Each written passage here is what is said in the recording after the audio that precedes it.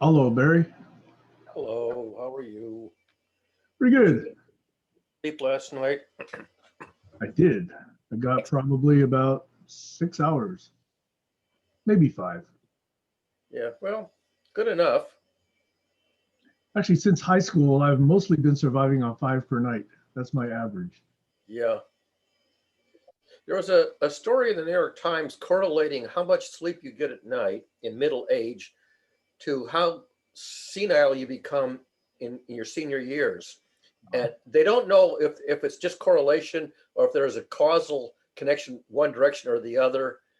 But if you got less than I think 6 hours of sleep in your mid years, then you're gonna be more senile in your senior years. So it's predictive, but it's not necessarily causal. Well, as long as it's fat, dumb, and happy, I'm okay.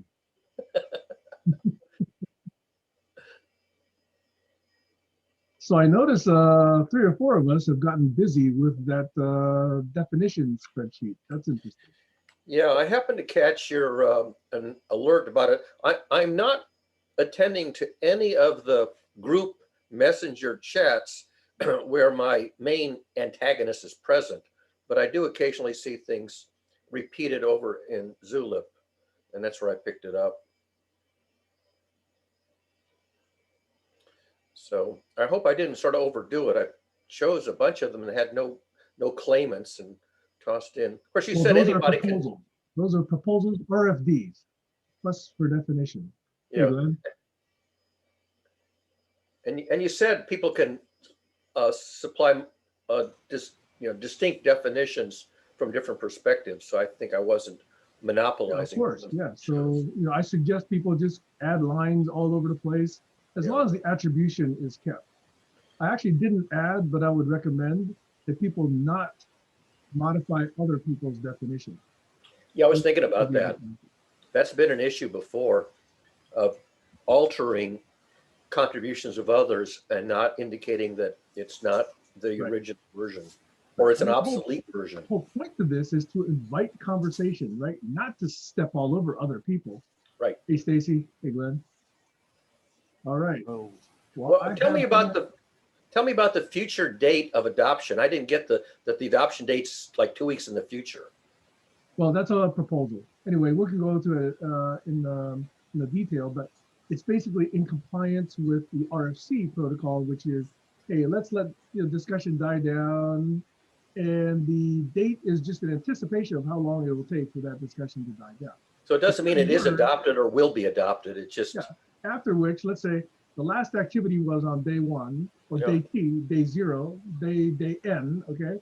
So on day N plus, call it 14 if you want, then if there's been no other activities, like, okay, nobody objects, might as well just de facto adopt this.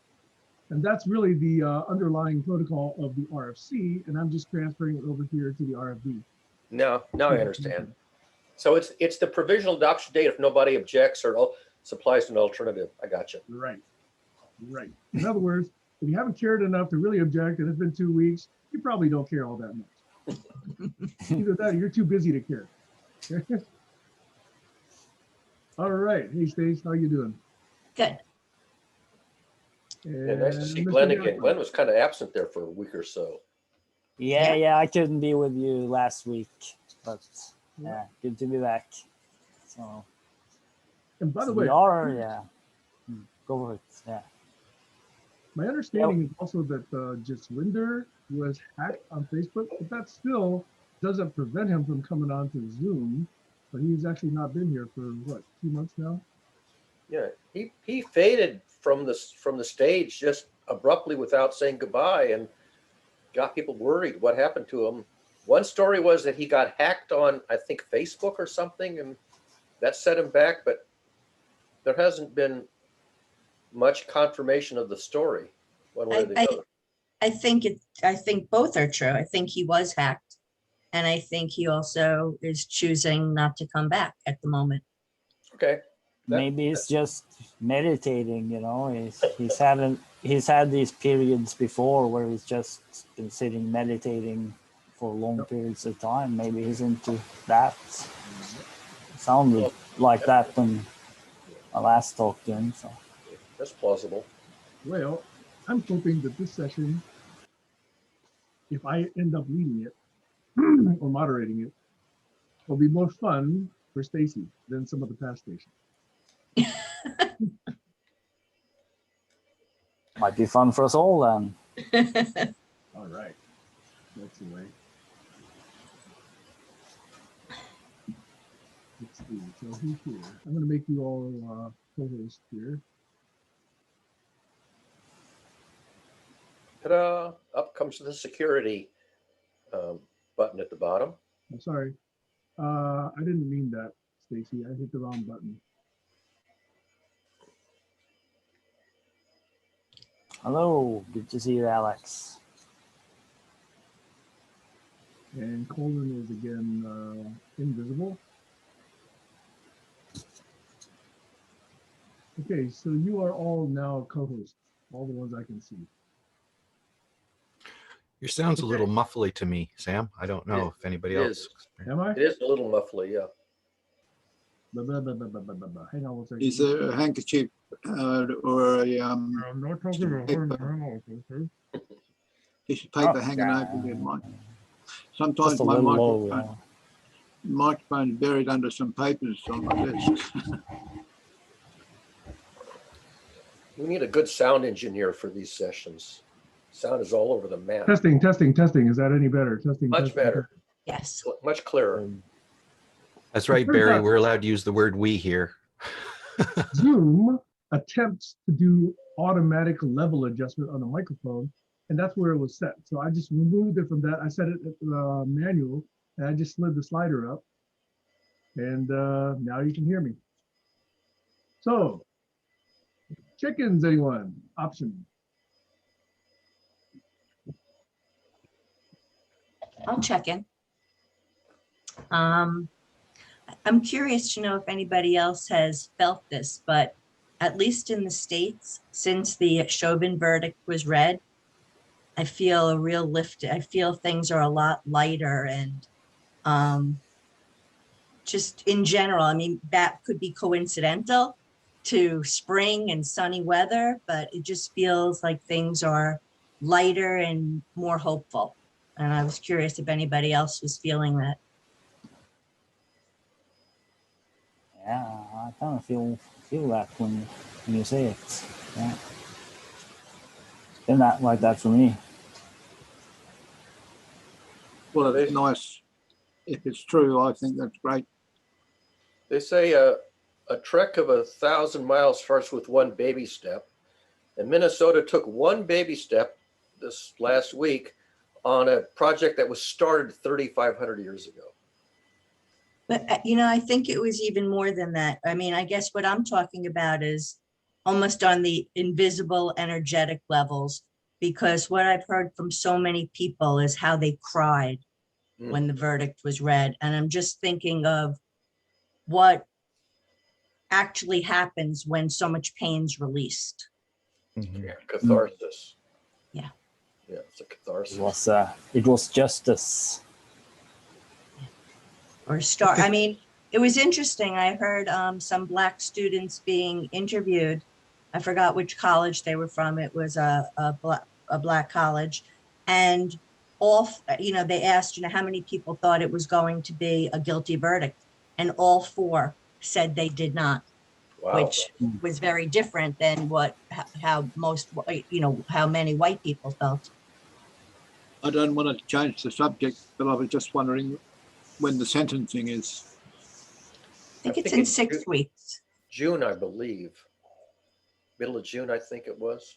You can look it up on the. Well, the way I thought about it was it would be an absolute joke if it wasn't the verdict it was. I mean, it was just so clear. But that's the point, that if you were Black, you actually thought he might get acquitted. You know, just that mindset was like startling for me. Who can remember the phrase, the criminal system of injustice? This was a phrase that I think it was one of the Black Panthers. I don't know if it was Huey Newton, I think was his name, or one of the Black Panthers used the phrase, the criminal system of injustice. But I haven't heard that for, I don't know, maybe 3 decades now. But that's the feeling that the minority population had about the U.S. justice system, that it was a criminal system of injustice. Right. Yeah. That's how atheists feel too. Mm. Well, Tim Pierce has got some jam tracks to download for free. So What? I might add some words to them. Yeah. I missed what you said, Alex. Can you repeat it? I saw a message in the corner of my computer screen, and it said Tim Pierce has got 3 jam tracks to download free. Say those last 4 words again. What did the Download message say? 3 tracks to download from Tim Pierce. Free tracks. They're audio tracks. They're what they call guitar accompaniment tracks. Yeah. Download from what? Tim Pierce. I don't know who Tim Pierce is though. Ted Pierce? Yeah, Tim. he's a musician and a famous one, backing tracks and stuff for bands. Every guitarist knows Tim Pierce. Yeah, Rick Beato and a bunch of them online. They have a following, and they go over the history of music and the nuances of what's happened. It's really cool stuff. It's history from the people who were there. Okay, I'm not sure what that had to do with what we're talking. I guess nothing. What we're talking about. But Tim Pierce is a really cool fellow. You should check him out. No, but we were trying to figure out the relevance, but I'm thinking, does he have some music that has to do with the criminal justice system? I'll put the words in that express the reform needed in the criminal justice system. We didn't catch, Barry and I didn't catch that. It was just relevance. Yeah. I didn't make that explicit. Got it. But I thought, when I thought about the song that we need from the GCC members, it needs to be co-created, not all my lyrics. Hi, Kayla. Well, Stacy's in the middle of her check-in, and she's brought up a really interesting topic. So we've broken into conversation about the George Pierce Floyd Jr.'s court case. Court case went his what would you call it? His the guy who perpetrated the violence. The Chauvin trial. Yeah, I had a comment about that too, which was very interesting. Yesterday, I haven't been following the news at all. Not, a little bit of COVID. I asked Google what's going on in the morning. That's good enough. It's so depressing, and which is what and usually I'm right on the news. So I go through stages, and it's been a couple of weeks. So I've missed this whole buildup that has been in the news. And I was talking to somebody who I know very well. And I was surprised, Stacy, at the amount of emotion that person had talking about this. Like, I was empathetic, but I wasn't tweaked, right? And this is somebody who doesn't usually get tweaked. So there is something out there. This is a monumental point of reckoning of hopefully a consciousness that could be, what you're speaking of. Could we point at that? Would be interesting. That it happens when, I think we talked about it a little bit while ago, when we're at the precipice. People change, and that's that movie with Keanu Reeves again.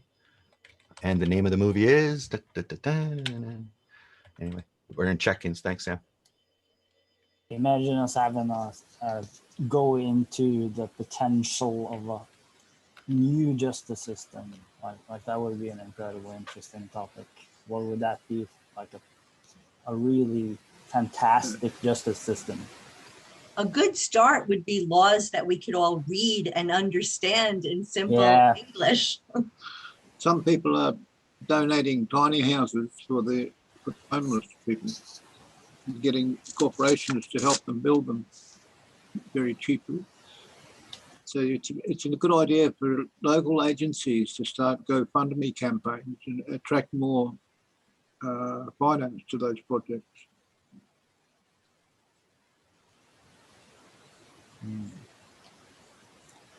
Hey, sorry, I missed it. Yes. Are you guys on Chauvin? Or are We don't hear you again. Sam, your voice is not good again. You're garbled. Stacy began doing the check-in, then we kind of had a little conversation here. So I observed that Caleb must be getting some sun in her morning walks because you're developing a gorgeous summer tan already. yeah, you've been going for walks. That's right. I don't know if Sam's using sound effects, but I can hear alpine wind. Yeah, sorry, I've got my microphone a little bit too close to the fan. Let me rejoin. Okay, hang on one second.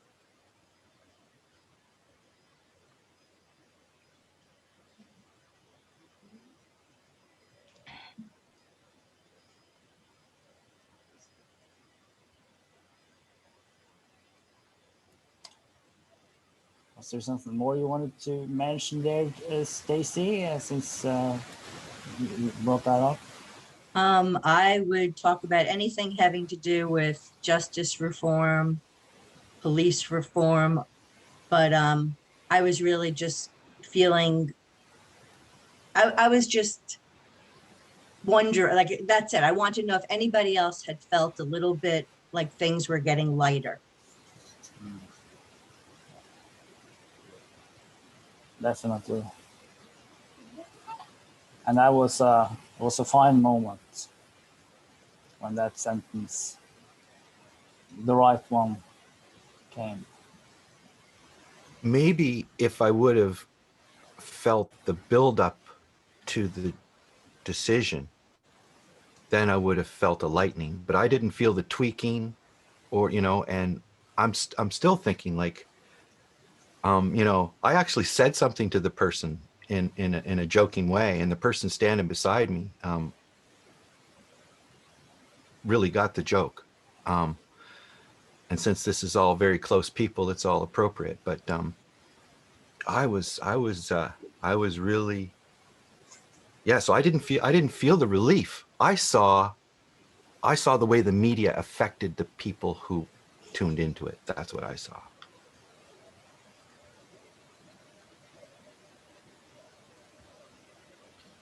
I'll repeat something that I mentioned, I guess it was Friday. When the judge was reading the verdict, first the camera's on the judge as he begins to read the verdict. And then as the judge gets into the verdict, the camera switches to the defendant, Derek Chauvin, a pretty good close-up of him. And a lot of people noticed right away and mentioned it. And I went back to look at the video and saw it myself. Chauvin's eyes started going very dramatically, very prominently darting during the time that the verdict was being read. And it was sort of an astonishing observation because you don't normally see people, in a situation where their eyes are darting. And I can only remember one other prominent video in which I saw that. And it was decades ago when Peter Arnett was interviewing Saddam Hussein in Iraq before the war, before we went to war. And during that interview, when the camera turned to Saddam Hussein, you saw him doing the same thing. During the interview, instead of looking at Peter Arnett and answering the questions, his eyes were darting very dramatically left and right, as if he's on the lookout, for some threat, some danger. And that tied into the video that Duck posted on GCC, maybe a week or so ago.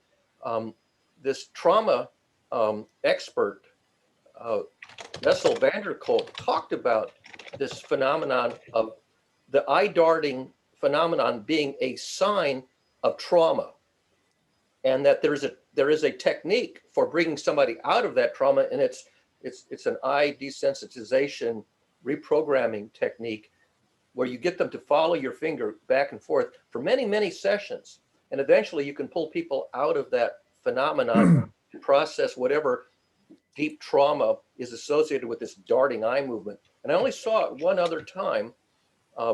Decades ago, I knew a person who had dyslexia and therefore had a reading disability. And they were doing a study on dyslexia. And there was an exercise where you're supposed to hold your eyes fixed, looking off a little bit to the side with your face held forward, but your eyes focus on a dot on the wall off to the side. And most people could do it. That's the baseline. But this person had sawtooth saccades. The eye would jump back and then drift over, jump back and drift over. And this is called nystagmus.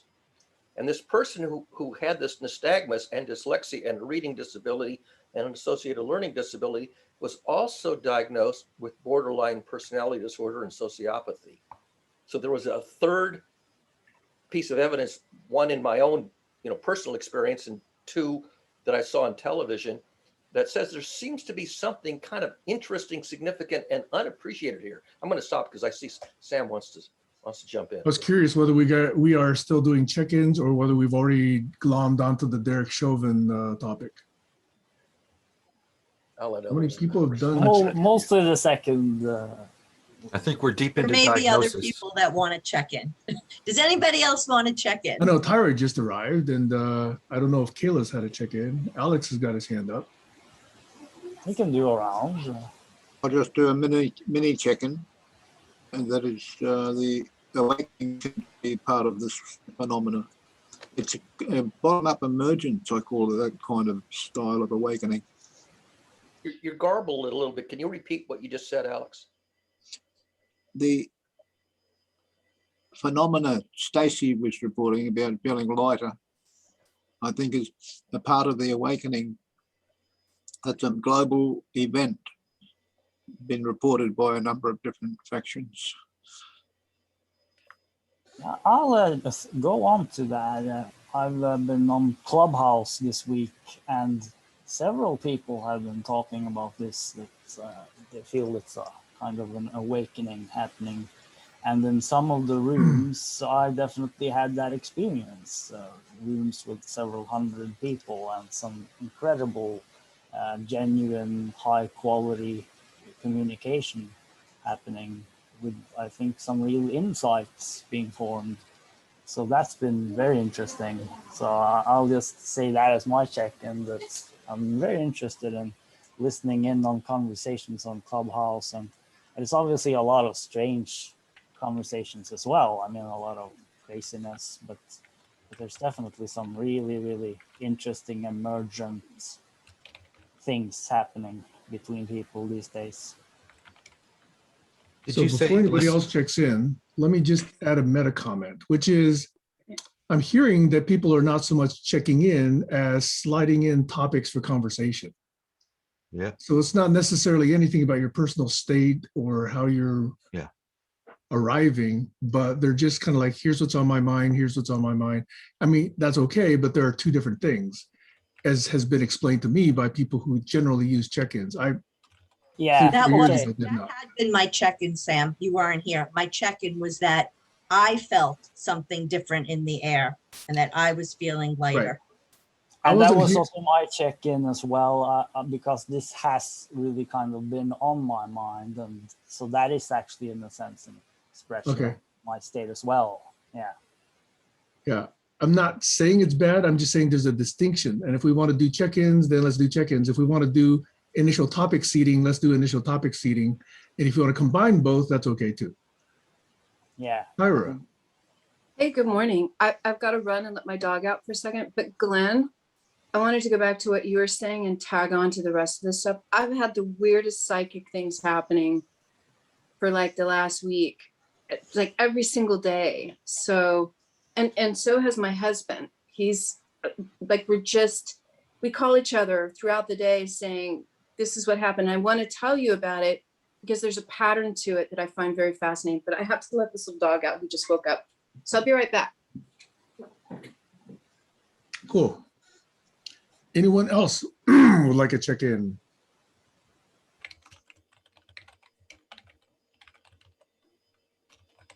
Going thrice. Okay, so maybe then we can now go to initial topic seeding. Let's see, I forget. Is this the first, second, third, or fourth Saturday? What is today? Today is the 24th.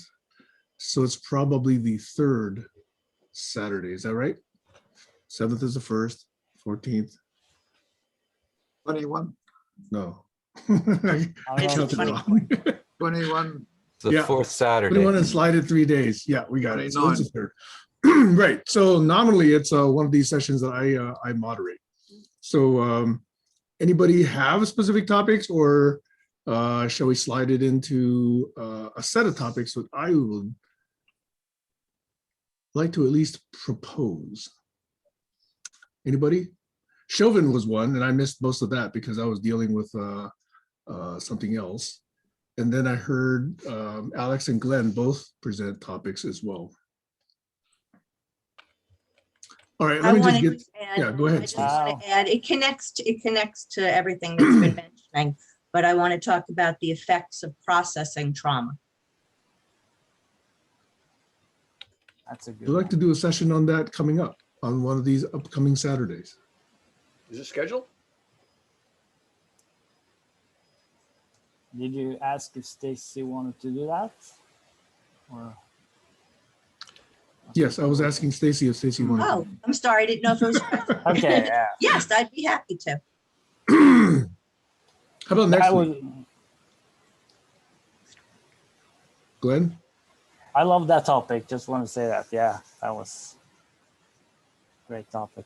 Okay, the reason I'm hemming and hawing about that is because last week was supposedly the third, which was one that I take. And unfortunately, I could not host. So I think Teese hosted that one. So I was just trying to see if I could just rearrange somewhat. I'm also not against anybody else who wants to do it today. This is just open for discussion. You guys could I do a don't- pre-show on it. for like However you want to 15 do it, Sam. I don't think Okay. anybody cares. I like the idea of getting ready to do things. So if you guys like took 15 minutes of today to discuss what you would, maybe you could finish it today, but if you couldn't, then set a time that Okay, time when you guys could We actually do a could, day yeah, on it. we could do sort of mini Yeah, like preparing. okay. today for. Let me example. do the game that I was proposing. And it's basically around people who love words, okay? And so some of you know that for probably close to 12 or 13 years now, I've been keeping a list of terms that come up when, you know, people, change makers, light workers, whatever people call themselves, who want to build a better world, get together and talk. So in my other list, I've got a list of at least 400, close to 500 terms, and it's been very haphazardly maintained. You know, it's just when something really hits me, I say, okay, I've got to put it on this list. Well, it's consistent with the notion that I've had, which is we each travel with our own language, except for Colin. Colin travels with a dictionary. But otherwise, we each travel with our own language. And that means that, you know, when we use certain words in certain contexts, there are different nuances and implications that aren't necessarily straight out of the dictionary. That's my belief anyway, okay? So when I say love, you know, look at the Wordnik. Wordnik lists, oh, sorry, truth. Wordnik lists 45 different definitions for truth, okay? If you go to love, there's probably more. If you go to belief, you know, there's probably another whole set, okay? So I just seeded, maybe just 2 or 3 days ago, saying, hey, I hear some of the terms I've been collecting out of GCC conversations, and using the same structure I had for my own personal one, I just said, let's start one for GCC. And I started one with very, very simple terms, you know? So I put truth in there, and science and religion and, you know, belief, all these sort of things. And lo and behold, there are at least 3 other people who've gotten somewhat active on it. I believe Barry was one of the first to jump on, and then Colin was, and then Alex has, and I think Teese has as well. So there's at least 5 of us that have done so. On the other hand, I do notice that one of my definitions actually got overwritten. So I'm hoping that we can actually agree on a convention that says, please, let's not write over other people's definitions. Let's just add to it, okay? The whole point to this is to add your understanding of a term or phrase, okay? So how you want to use a term like trauma, how you want to use a term like EMDR or tapping. Tapping, of course, has very different notions. In people treating disorders, it means one thing. In mixed martial arts, it means something else, okay? Huge difference. So that's why the column called context is there, okay? So I've got the word, context, the definition, the definer, and by that I don't mean, you know, who originated the word. I'm basically saying who brought it here to GCC. That's what I'm hoping is the definer, okay? And then there's the date on which you actually brought this term to this particular sheet. And then there's another column which should, but it doesn't yet, automatically compute another date n days out, where n I just arbitrarily chose as 14. Okay. But why? Why? I must answer. It doesn't Why? matter why. Okay. We'll I'm talk curious. about why. I'm so curious why you would know. have an accepted date. I Nothing love the could be scene, by the way, finer. from the Lion King, whatever, right?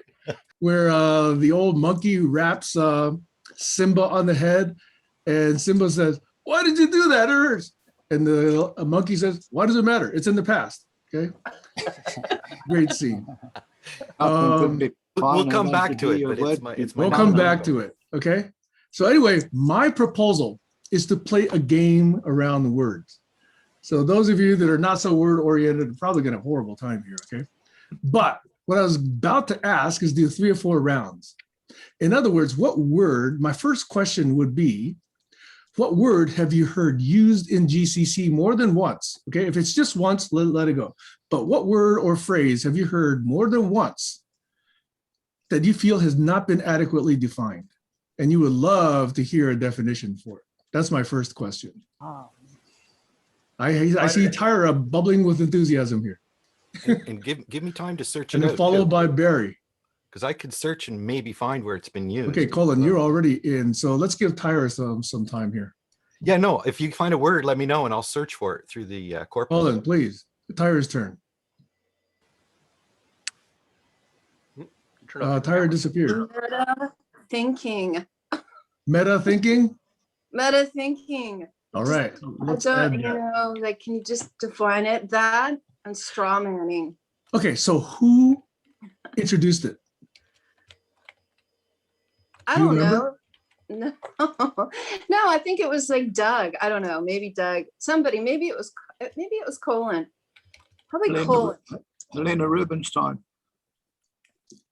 Okay, so Colin, are you actually in the sheet now? Because if you are, then I won't. Okay, but if you are, could you add that term and all those names that got brought up, whether it's Doug or Colin or whatever this other person, can you add 1 row for each of them? Is that okay? Yeah, I got the sheet up. Or would you prefer not to be doing that? That's okay. No, that's fine. I can help Is it- out. But I Yeah. also was suggesting that I can search the GCC transcripts for all the time that the word was actually Yeah, but- mentioned. Let's just capture them right now. Okay, let's just Yeah, yeah, capture it. no, We can no. do the other stuff later. Okay. Well, you All can right. just put another column. Anyway. Yeah, for later. Right. Okay, We sounds can good. add that. Let's move ahead with stage 1. Exactly, because I don't want this thing bogged down. I want to move through this, okay? Because I know Stacy's got a topic as well. I can do Okay. it. I can do it subconsciously. You'll never know. We'll know. There's a whole revision history on the doc. Flow. No, I mean search for the terms. Wait. Sam, Wait. Barry was next. let's keep rolling. I was actually going to speak for Barry. Go ahead, be my guest. I was going to say that Barry put straw manning and fair conversation in, and I'm sure we could put Colin's name as the originator. Is that I right? believe fair conversation already there. Colin already did put it there, and so did Strawman. It already was put there by me and addressed by Colin. Okay. So good. You guys got Barry, it. did you want to say more? I just say that I heard this Yeah. term fair conversation a week or 3 ago, and I had no idea what it meant. And I think it was either yesterday or before I said to Doug, I said, do you know what this word means? He says, well, basically the answer is no, I won't elaborate, but he says basically either it doesn't have a definition or it can't have a definition, something to that effect. And so it needs to be defined. That's quite a proclamation. Oh, there are Okay. jackals over there on Sunday. You want to watch yourself. Hey, put the word Sam. jackal on there. Sam, did you say you Jackal, just okay, had to jackal's mention going one on. word, or could we mention several words? Because One word or phrase, just one. Let's go quickly because I got other questions. because there's so many for me. But okay, Just I'll one throw- for now. I'll You can throw go to the one. sheet and add the others, Glenn. You can Here's a go good to the one. sheet and add the others. I have a good one. It's a classic. The word Yes. is science. What It's do you already think there. about that word? And Barry's already defined it, and I've got a row there for me. Okay. In fact, I I'm might gonna have go already in. put a definition there. I'm gonna go in. It's in Sulip, right? Go in. No. It's in Google Sheets. I've put that link there 4 or 5 times already. Okay. Okay, I okay, can give it to you again in the chat. okay. So- That would be great. The request is add rows for definitions. Please do not change what's already there. If too many people start changing what's already there, I'm gonna have to put protections around this document. I'm hoping that we can all be collaborators with respect for each other's contributions, even if you disagree. That's the whole point. Look at them and we can disagree explicitly rather than under the table with all this simmering, negativity. The point is to bring forward those differences so we can actually talk about them. Please, okay? I agree. Yeah. Tease, sorry, not tease. Alex, you had your finger up. I got this word, but the first one I thought of was already in there, focusing. So I had to come up with something. I had to come up with something else. Hey, We've got a Colin, how could to. you please put focus and focusing on there both? Yeah. Because we've got a how to with focusing. Yeah, you can put how to in there as well. I But did put RFC and RFD in there. Because it was there already. One at a time, please. Because it was already in the list, I decided to come up with a different word, and the different word was the seriousness of the issues. It's not a one word, is it? Later, I've got to come back to it later. One at a time, please. Okay. Okay, Teese, do you have anything? Nothing. You're happy with all the words that are being used. You're completely okay. All right, good. Here's my second question. Now, I know you guys each have multiple responses, but I'm just trying to get some energy around this, okay? Here's my second question. What word do you wish we could abolish from use in GCC? Tyra. Meta thinking and straw manning. Industrial frame. Will you put those down there, please, Colin? And But in hold the on. definer? This is where it gets fun, but that's a whole nother context. That's not a definition. This is supposed to be fun. This is supposed to stimulate Let me that. create a page 2 then. Words we don't want to hear. No. Just put each word there, okay? Okay. Dare Well, I Steelman's say already there, so mapping? you need a context like a Mapping, comment. yes, put mapping on there. But Tyra's taking 2 turns now, I'm so kidding. Tyra's gonna have to be, I can't. I'll put mapping. You She need can have somebody my else to word. do the words we don't like, because I'm doing the words I can't do. I'm like if data that way. I you're can't put not on gonna data. do the job, then somebody else has to do a different job. Whoa, Barry's got some great words. Tergiversation, paradiddle, I don't know how- altering. Oh, I know what you mean. I could put on for Tyra under steel manning. I don't want to hear this word as a definition. That I could do. That's not a definition. No, That's a commentary. There's a column for commentary or references. Well, the definition of that word to her is I hate this word. No, it's not. no, it's not. Don't put words in her mouth. So you're saying where do you want me to Colin, put her can you comment? please either agree or let somebody else do it, please? No, it's about understanding. Where do you want the comment? What field? The last Understanding. column. The last Okay. column where it says reference, Yeah. it might say reference or call. The one that's the last one. So that's she's gonna vacant. write. She's gonna write a reference in my definition. No, she's gonna have her own. Right. Okay. We're on. She's the gonna same have a page. different row. Gotcha. We're on the same page. Yeah, it's obvious. So the word understanding It's not a reference. It's a whole new entity. is the word understanding there so far? I didn't think this is gonna be this hard. It's No, not. no, it's not. It's not hard. It's line 110. There we go. Now, right? Okay. So yeah, it's simple. We know. All right. We get it. All right. But what word you didn't want us to have? I have a good one. Disagree. I think we can just Disagree is a remove that good word. one. I put agreement in there, by the way, but I don't think I put disagree, but that's definitely a good one. I think that's a good word that we could remove in many cases. I don't. I want it there, and I'm gonna define it. Okay? Okay, disagreement. Because if we is don't have that conflict. word, boy, a whole bunch of conversations can't happen. That's Okay, what- Alex, you want a Glenn word? booted me. Glenn booted me over that word. Disagreement is conflict resolution. Don't define it here. I'm asking for which words, not which definitions, please. Glenn doesn't like the disagreements. Okay. No. Anybody else well, have a term you'd like to abolish? Politics. I have one. I have one. I haven't gone yet. So if you would please put this in there. Hold space. Oh, big one. Oh, yeah, that's a good one. Hold space. That's a classic. Oh man, I want to abolish that term right there. Barry, at the end of the day, we're going to hold space. and feel into. It's been No, used rather a lean lot. into. How Lean long will that into, I take? use a lot. Okay, so I No, understand lean that. into that. The feel into, I'm not quite so sure. How long does it take to hold space? considering Wow. time and space are the same thing. As long as it takes for Well, someone now- to go away whom you're holding space to exclude. Barry, Talk about meta conversation. I'm given to meta jokes, which is a joke about the thing you're joking about. And one time, a psychologist was leading a session and she used the word should. What should we do? And Don't my shit on me. nomination is the only thing we should do is to delete the word should from the English language. Yeah, okay, put the word should in there. I love that. Agree. Okay. Oh, how about tolerance and intolerance? Oh yeah, that was another meta conversation. If there's one thing I will not tolerate, it's intolerance. And that is absolutely true, and I hold to that.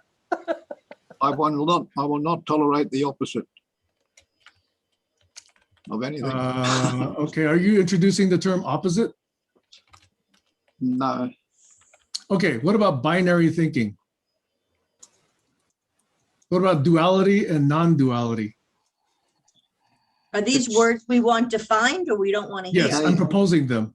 yeah, No, when you but I'm categorize saying, them, so if you're asking if we want them defined, I'm all for it. If Yes. you're asking if we want to get rid of them, no, I don't want to get rid Okay, of them. sorry, no, there was not a suggestion to get rid of those. The one that I suggested to get rid of is hold space. That one is Got mine. Okay.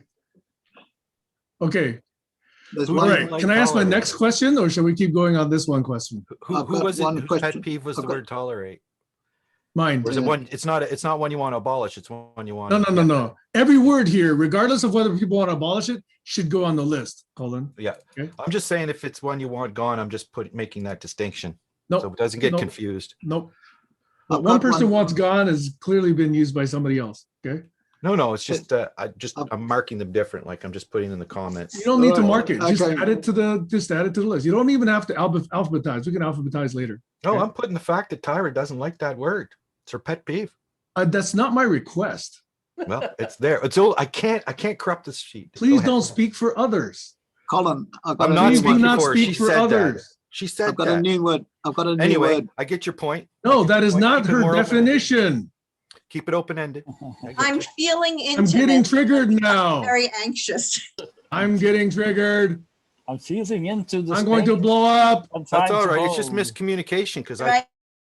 know what I'm supposed to be Hold doing. space. Feeling into Okay, the space. wait. Moment of silence. If not possible, I'm going to mute everybody. Let's take 30 seconds.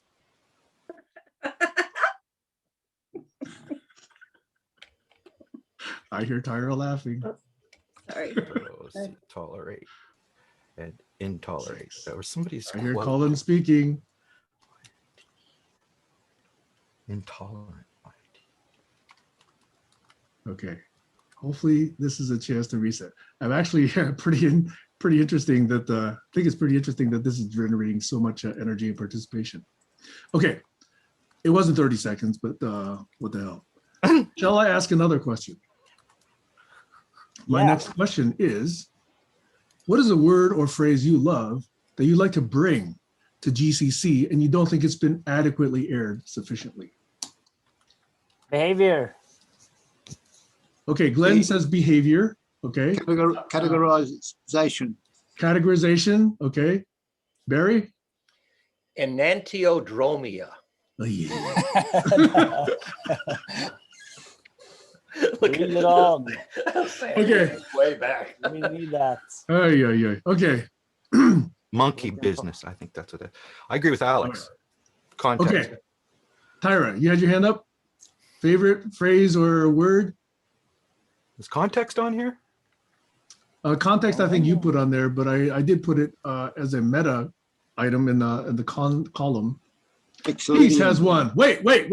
All of a Yeah. sudden, Tease has one. It's not. Let's in listen there. to Tease. Governance. Let's listen. What? Governance. Governance. There we go. Governance. Who hates Hey. governance? What about impact? I don't know if impact is in there yet. Something. Tyra, Let Something it go. meta what? Let it go. Let it go. Let it go. Let it go. I did put detach in there, by the way. That's what Okay. my wife said that to me when we were rock climbing. Yes, let it go. Yes. Resonance. Wonderful relationship. resonance needs to be defined. Resonance. There we go. That's a Oh, good one. then I would propose symphony as well. Syntony. So are we sort Symphony. of looking for interesting concepts then? Yes. We wanna In see- other words, okay. favorite words you think have not been adequately discussed here in GCC. Ooh, ooh, Is that Alex making those yeah, sounds? jokes. Joke. Jokes. Okay. All win systems, Okay. maybe. Yeah. I guess because Barry's here, we must include the word parody. Yeah, how can you have I Saturday meant night? Parity. No, I'm just kidding. It's nighttime here, and so I think it's Saturday night at the GCC, and that wouldn't be much fun without a few jokes. Clearly. Okay. All right, so that was 3 rounds. Obviously, this is meant to instill some interest in this collective micro piece of memory, shared memory, okay? So I would encourage each of you to go there and look at the definitions that are already there and add your own, okay? Please do. But And we- my request is, please don't modify anything that's already there. Don't write over anybody's, don't, make snickering remarks or whatever, but please just add your own. Now, one of my definitions, by the way, for the term asshole was already overwritten by someone, and I don't know who. A asshole. An asshole.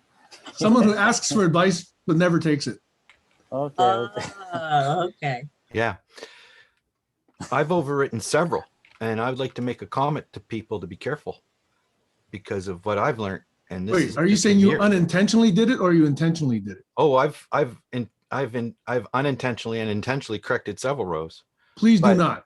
Well, Please the thing do is, not. when you cut and paste, Please do not. cut and paste. Please do not. Yeah, well, that's what happens. Please do not. Please When don't I- do please that. do not. Don't Yeah, do when that, I'm taking Colin. something Please out of do not. Wikipedia, it might have a Please special do character. not. I'll do what I Wait, do. am I not clear enough? Please do No. not. Do not Come what? on. Okay, Tyra. He's saying, Colin, he's saying, don't cross out what's there. You could add to it. And if No, they no, disagree, he's not listening. There's 2 sentences here. If that's what he thinks. yeah, because you didn't say it right. Right. What I'm saying is, if you cut and paste what you have, it might take more than one row that you intended it to go into. So you have to know to do a Control Z and say, "Whoa, that wasn't what I intended," before you might That's why I say, overwrite please something. don't copy and paste. Just add a line. Well, copy and pasting is like breathing for me. Well, then Yeah, fix well- it after you do it. Hold your Yeah. breath. No, but I'm just saying, nobody Oh, do copy we and paste need all unless of you this know how to deal discussion? with it. We need all of this discussion? But the main No, we do point need the was discussion to say that the not document is remove, vulnerable to all kinds of things. Yes, Not I, just my copy. and okay, paste. Tyra wants to, remove Tyra, what's can you please lead us out of written. this mess, please? Tyra, you just muted Tyra. yourself. now. Tyra, Oh, please. my sweet fuck. Oh my sweet fuck. I love that. I'm writing that down. Can I change the subject? I mean, Not do we yet. feel satisfied with this? I'm not. You're not. Okay. Well, what I was going to say is that the psychic stuff that's been happening to me lately is all about words and patterns of words and words showing up and images showing up. So I find that very curious. And it's not just happening to me, but the same exact type of thing is happening to my husband. And so since we're talking about words today, what about the vibration of words? That words can elicit a reaction that is outside of ourselves. And is it just, and the thing is that we don't just say the word out loud and then it manifests like seconds later in a completely bizarre way, but it's also thoughts. If especially with him, if he thinks something, so I'm curious, yes, so somebody put in vibrations. So what is that the power of words and thoughts that can actually create some sort of response? And I'll give you an example. So yesterday, and this happens all the time, and to my husband, it happens 2 or 3 times a day, where yesterday I'm reading a book to the little girl next door, and there's a terrific illustration of a baby sleeping on a giant lily pad. And we talked about that, and we thought that was so interesting. I was trying to explain to her about the lily pads. So then we jump on her Zoom class, and it's science time. And the first thing the guy talks about is giant lily pads. Like right then, it tells us about them, holds them up, you know, and then they show an image of a child laying on a lily pad.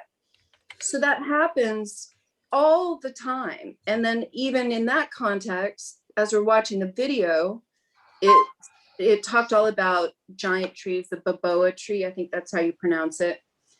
And then later last night, I open up Instagram, and the first thing I see is a picture of that tree. So is it coincidence? What is it? And sometimes it's so bizarrely, the words are so strange, like trailblazer. You know, we'll say trailblazer or read it, and then half an hour later, you know, we'll look up, there's a billboard that says trailblazer. So what is that? And this is the power of words and thoughts.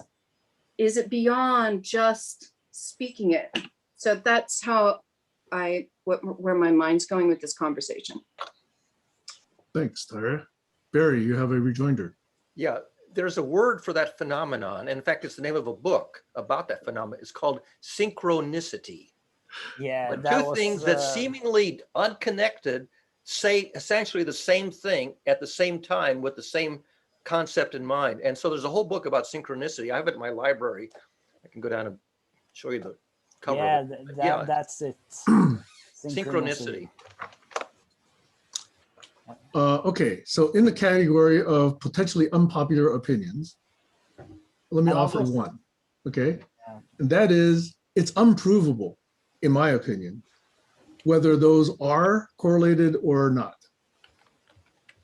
Because we don't have the transparency, in my view, to really understand that notion. In fact, if you look at the phenomena on Facebook, where there are movements underneath to sort of say, I'm going to emphasize this, I'm going to de-emphasize that for this group of people. This person has a correlation with that, so I'm going to feed them a little bit more of this. And that happens in real life also. So in my mind, there's no way to know whether it's correlative or whether it's causative or whether it's just accidental, quote unquote. There's almost no way to know. So there's a danger, in my opinion, to jumping to conclusions about that. Not danger, there's just a, potentially erroneous. I'm not saying it's a bad thing. I'm saying it's potentially unfounded. Jump to other conclusions. Tyra. Can I just respond to that, Sam, since it was just, I disagree because there's patterns and you can track patterns. And I think patterns, anytime you observe patterns, then you have data, in my opinion. And I there agree. are patterns. Patterns. There definitely are, but the patterns don't necessarily have the meaning you associate immediately with them, though. That's the problem. Yes. Right, so it's no disagreement. There's patterns, and at the same time, we could add our assumptions in the interpretations of those patterns, and that's what Sam says we don't have to do. Right. Stacy's that are. But the Yeah, patterns can be real. I do just want to quickly point out, Sam, that when you mentioned that you hate the feel into phrase, I found it interesting because feeling into and leaning into, which is what you do use, they require the same energetic, it is the same energetic function. I didn't actually nominate feel into quite so seriously, okay? That was more humorous. No way of knowing that. No way of knowing that. Yeah, exactly, right? So do you assume or do you not assume, right? Well, I assumed that you were being serious because you also said a whole bunch of other words that you asked Colin to write down with the same tone. So I thought you were serious. So are you serious? Let's About go feel back. into? Yes. I am serious in knowing that I don't really know what that means. Okay. But not that it should be, abolished or not. No, there's no implication of that. I do feel that notion about this hold space idea. Okay. So that Right, is, no, I'm that just is talking different. about feeling into and leaning into. Leaning into, I do a lot. I Energetically- use that term a Well, lot this is why I'm saying it. Energetically, it's the same thing. for you.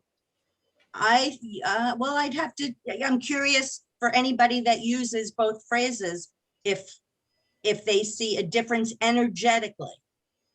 This is where in Barry's doing that. machine would work. So you could both be Yeah. checked for your emotions and see which way you should go. Oh, don't use that word with Sam, but oh, do use that word with Stacy.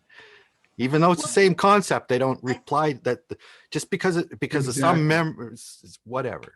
See, I love this Feeling conversation. into is just Or, on a deeper level. I yeah, think it's the lean same direction. into is more like a movement. Feel into is more. An See, these are the inner thing. conversations I want to stimulate with this particular artifact. This is exactly what I want. Okay. Of course.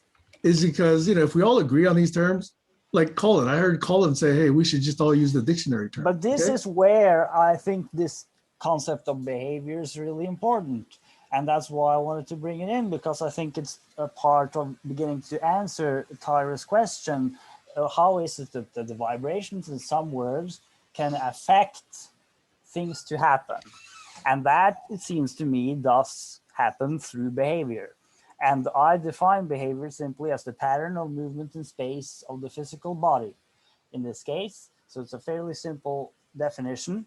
But at the same time, what's remarkable about behavior is that while it's one of those things that are always immediately relevant to the situation you're in, and while it's always important, it's also the one thing you're always responsible for. It's the only thing you're responsible for, and you're responsible for it all the time. So in a sense, behavior is the most relevant thing in the world, because it is always directly related to that which you can control while excluding that which you cannot control. So in that sense, behavior is like a super concept that merges in with everything of which we speak, including the question of the meaning of words. Because what are words? They're behaviors when we say them. So the meaning of the word happens in an exchange, which is an event where people share a word, and it has a certain vibration there, it has a certain associated meaning there. And that seems to me to be the entrance where a word becomes a part of what's happening in physical space. And it's through the movement pattern itself, which is why this word vibration is so important in this connection, because it's actually the words you're hearing me say now are actually vibrations.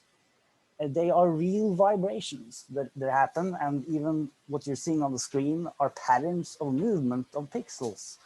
And this also is a movement pattern. So it seems that the movement pattern can really connect all this a lot, and we can sort of make this more manageable. Yeah, I know you're having something, Alex. Okay. I'm finished. Thanks, Glenn. I see Alex, then Stacy, then Tyra. I wanted to add in the component, partly placebo effect and partly the phenomena of two events happening close to each other, and you making a conclusion about that.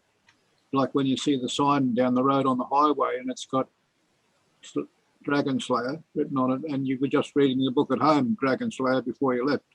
But that means that's an occurrence, like Barry was talking about, that is a phenomena that's been written about. And then it's also a word association, mental association, that's not necessarily a real thing, because the mind plays games. Like two examples do not equal a trend.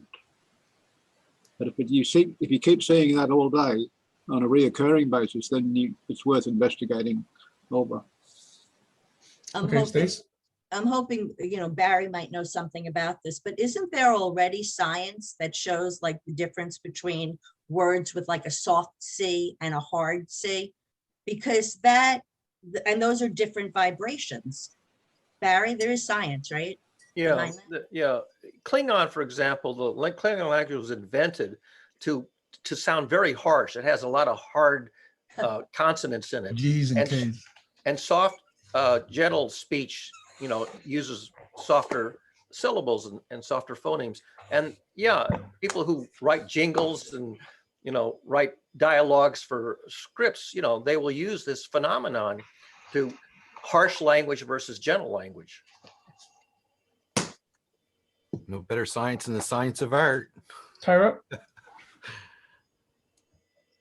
This is looping back to what Glenn said, and is thinking a behavior? Can it be categorized? Like when I think of behavior, I think of a verb. So is thinking included, even though you can't see it? Another person can't see it. So you think it is a behavior? Is thinking a pattern of movement inside the brain? Well, scientifically, if we were to light the brain up and take a look at it, it absolutely would be.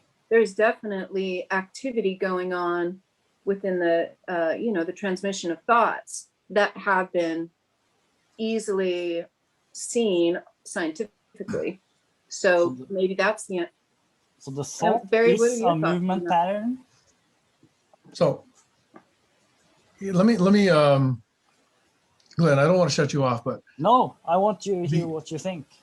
the word behavior in my spreadsheet 3 years ago was very explicitly chosen as an externally observable and impactful act, okay? Because it contrasts with this word be. We should put the word be down, okay? So this beingness and this doingness sometimes in this GCC conversation seem to be put into this duality, which I don't believe in, okay? I think being includes doing, and how can you do without be, okay? So that's why the external impact, the observable, was what I put in this spreadsheet, the behavior spreadsheet. And to answer Tyra, I do believe thinking is more and more and more observable, as you point out, right? We can, look at what is happening in the brain. We can look at people's, expressions as they're, leaning over and doing this or doing that. We can actually characterize thinking as an act or as a behavior, more and more so. And if you actually light up certain parts of the brain, that, there's thoughts about monkeys or thoughts about love or thoughts about fear that light up different parts of the brain, as you've pointed out. So yes, I do think thinking is part of this behavior / action world. Over. So Sam, is thinking the pattern of the movement inside my brain, a kind of virtual moving image? Yeah, it's the software executing inside the mind. Yes. So it's movement. It's a movement pattern. A thought is actually a movement. There's energy patterns moving on there. Yeah. There's memory recall, there's association, there's neurons firing, there's other neurons firing, there's mental images. It causes certain, chemical reactions in the body. It causes different behavior in your limbs. Yes, I do believe that. I'd like to add that it's very. Wait a minute. Barry has had his hand up for quite a while, and then Teese. And Teese after him. Yeah, I just wanted to comment that it's unique. Wait, it's Barry and then Teese. Yeah, Barry, go for it. Very strict today, Sam. It's Barry and then Teese. You're not holding your hand up and you're not visible, Colin. Wait a minute. Barry, go for it. That means I'm not valuable. No, you're not visible. You're not signaling. You're not signaling. Okay. The word thinking kind of came into prominence with the advent of IBM, because there was this big poster that said thinking or think, over the chairman of the board of IBM. But and that kind of thinking really refers to rational thinking or logical thinking, formal methods of reasoning. And formal methods of reasoning that you get from science and mathematics and computer science, the problem-solving methods, that kind of thinking is a learned behavior. And very few people develop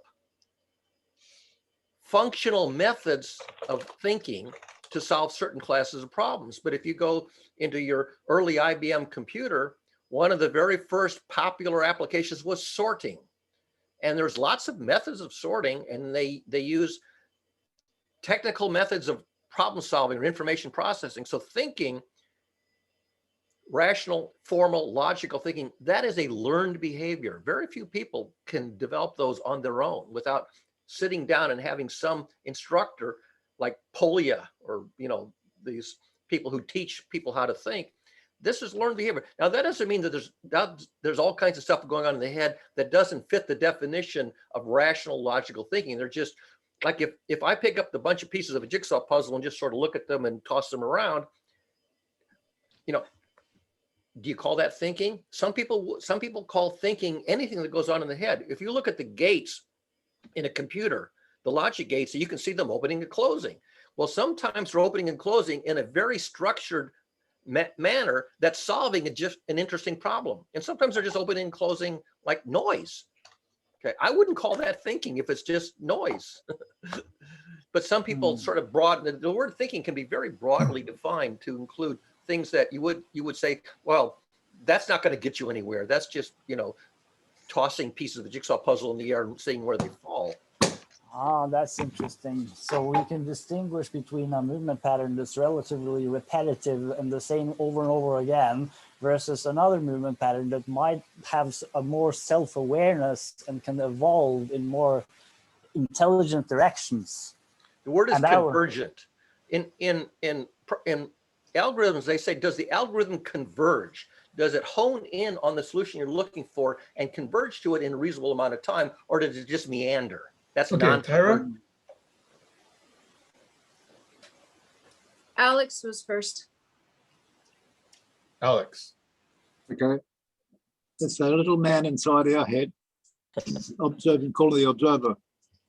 And these thoughts that are going from one neuron to another are observable. He knows why. He knows what's triggering those neuron firing and causing us to react or respond.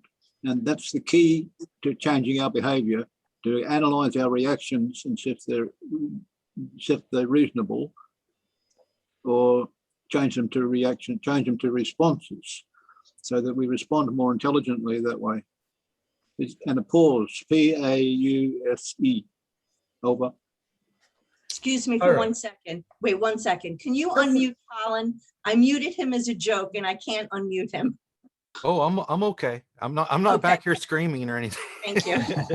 Oh, okay. Thanks for making it clear that I did not mute Colin. Okay. Yes, No. We're all good. It's a madhouse in here, and we go from No, it's not. We Just go from your one end of choice the of spectrum words. to the other. I mean, mad is in curiosity exploding. We move between madness and Tyra. So that duality of thinking that Barry was talking about, one that has a pattern and one that's all over the place. So the word that came up for me was chaos. And so chaos is that a behavior that's triggered, and does it count? Is there actually something within that chaos that is valuable and not just this? So that was one thought. And then Alex, you said there's a little man and used the word he. And so could that be what you're referring to, the higher self, our soul? If I was a woman, I would have said there's a little girl. Right, but I understand exactly what you're talking about, because I have that conscience as well. But is that conscience, is it conscience? And then is perhaps that conscience something beyond the package we're walking around in? Is it separate from that? And is it that higher self that is able to pick up on the vibrations? It's emergent. I think that's important. I heard some people talk about that yesterday, and I just want to briefly mention that it was mentioned that in one sense, you can see it as the deepest self that you haven't discovered yet, and it's a deeper part of you that you get to know. You could also project it outwards to say you're in contact with something external. The point that I think is often lost is that it doesn't really matter because it's all one anyway, and it's all many. Finished. Okay. I have a question 4. Can we move to question 4? Okay. What is question 4? Good point. I haven't asked it yet. Okay. So question 4 is, what word or phrase have you heard introduced in GCC that and was introduced in such a way very different than what you yourself have been using that term or phrase for in the past. I will start, if you like, give an example. Go for it. My example is the word straw man, because in a previous world, the word straw man has been used very differently than the way that Colin has introduced it. And by the way Wikipedia has also confirmed, but I have heard it used in a different way in an engineering term. Over. So I'm just trying to say, what term or phrase have you heard someone bring to GCC that was brought in a very different way than what you actually understood it to mean in the past? I have one. Yes, Stacy. What, not so much now, but when I first came, somebody used the word hack. And to me, hacking was bad. But I later learned that hacking was a fix, like a... Oh, in the software world and in computer world, hacking is a virtue. Exactly. So I didn't know that. Creative problem solving. I hacked my brain. By the way, I gotta say this, it's so funny. There's a website called thereifixedit.com. Have you guys ever seen this? Yeah. Thereifixedit.com. Go find there. You will end up laughing the rest of the day. There'll be things like air conditioners, duct taped to car windows, you know? It's just hilarious, okay? Go to thereifixedit.com. Anyway, that's an extreme version of the word hack, Stacy. I just wanted to build on that. All right, Alex has his finger up. I was just going to say, if it ain't broke, don't fix it. Go to the website for that. But yeah, getting back to this phrases that you haven't heard or you don't want to hear, or you have heard but wish you hadn't heard on GCC forum. Is that what the question is? That's a little bit different question than what I was asking. What I was asking was, you've heard it before, but when somebody introduced it in GCC, they introduced it in such a way that the definition you had doesn't make sense for that instance. Yes, virtual cloud networking. Virtual cloud networking. Not with robots, with real people.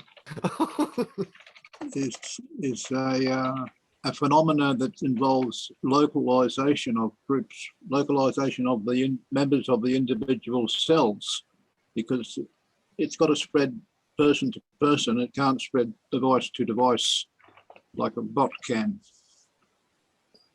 Over. Is there a different definition for that somewhere? Yes, it's called community, actually. Ah, Is that a definition or a term? In politics, it's called communion, I think, or tribe. In tribal language, it's called powwow, and things like that. It's community coming together and cohesively developing a web page that they can use to link to others who are doing the same thing, and then make a real person global network that's uncontrollable by bots. We can only use useful bots, maybe mine Ethereum or something. Over. Okay, so I'm curious. This is the one question that's got people more thinking rather than actually spewing forth terms. I'm interested because is there a dearth of terms that have surprised you? I'm actually surprised myself by this. it feels like it's almost everyone. Like every word it's being used is somewhat mysterious sometimes. And that's what I would have thought. Because I have to know what connection do you put into that word. I sort of have to know a lot about you and why you're saying what you're saying, and maybe you're coming with a thought example, but yep. What's the process behind it? It's yep. That kind of what we got to lean into always. So therefore it's always like every time, I guess. Yep. Yeah, Alex. Heiner introduced that local to express that expressed one of the ideas he was working with some local people in Germany, and he called it the global because they were linked online with other crowds around the world, and he also added the G for global, added the L in there for local, because the people who were really important were local people. They were the key to the whole thing. Over. I actually think that we've collected probably hundreds of terms now just in this session alone, which will enrich that spreadsheet quite a bit.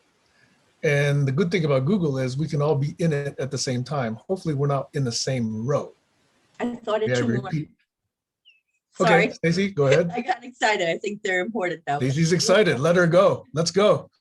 Warm data and triggering.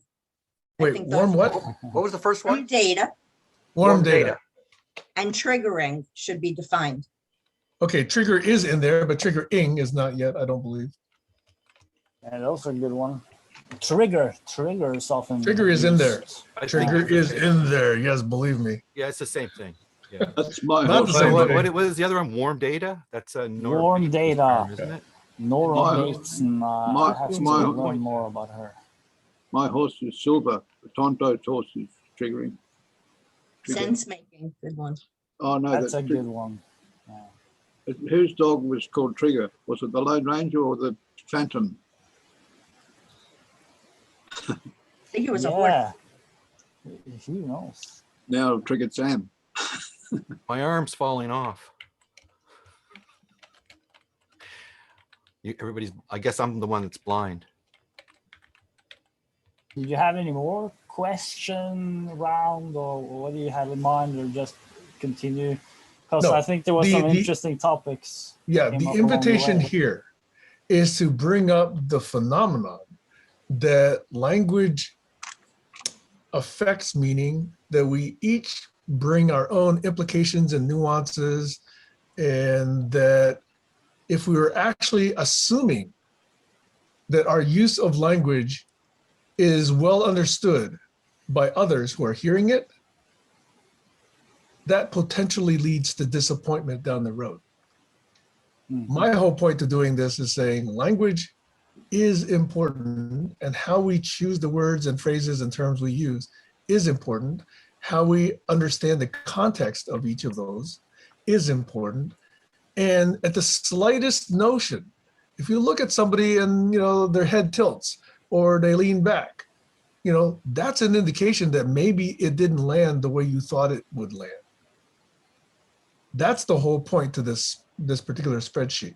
And that's the whole point to hopefully the derivation beyond it, which I call Dictopedia, which is a way for you to take your dictionary or your Dictopedia basically and travel with it. So that as you encounter new people or new groups, that's a way for them to get to know you and you to get to know them.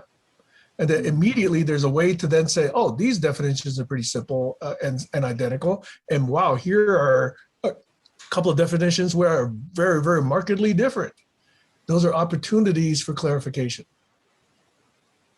That's what I'm hoping. It's a side task, but it's a very important task to sense making, and therefore any collaboration beyond that. That was the point I really wanted to make. And it didn't take 2 hours. It took a little over an hour. And so I thought it was going to be like a 20-minute game, but it actually ended up being more like an hour game. So thanks for playing along. Alex, you had your hand up? Barry was first. Go, Barry. I just wanted to say, Sam, that this notion of tilting your head and exposing your neck versus the opposite, this is a point that Bessel van der Kolk made in that long video that Doug posted. That he said that's a very significant signal of whether you're open and vulnerable versus whether you're defensive and wary. And he pointed out that you can actually observe this, but most people don't notice it. Actually say Good point. curiosity. That's a good one. Generosity. My one was a joke about the comedian traveling around the world giving shows, and his boss said, if nobody laughs, check your schedule and see which country you're in. Over. Yeah. Ira. Okay, just for fun, I went in and looked up serendipity, and here is a great word that's popped out of it. And hopefully I'm pronouncing it right. Sagacity. Yeah. Oh, Anyone? Sagacity. never heard that. Sagacity. And Sech- that is a Sechel. word, Sagacity, sagacity. Related to sagacious, as And- Heiner brings up. A word that has roots in seeking, being observant, wise, and keen. And because luck is just random, it's the side of serendipity that is discussed. So I guess the idea is that if you are observant, wise, and keen, then you will have more serendipitous experiences. Sagacity. You'll notice. Cool word. Ah, that was awesome. Like it. I have two really good ones now. These are my girlfriend's favorite, two of her Go, favorite Glenn. words. Audacity, Audacity. and authenticity. For some reason, we find those words so funny to pronounce, so just love saying them. Audacity and authenticity. It's just some beautiful sound to those words. The audacity to be authentic. Yeah, that's the perfect combination of them.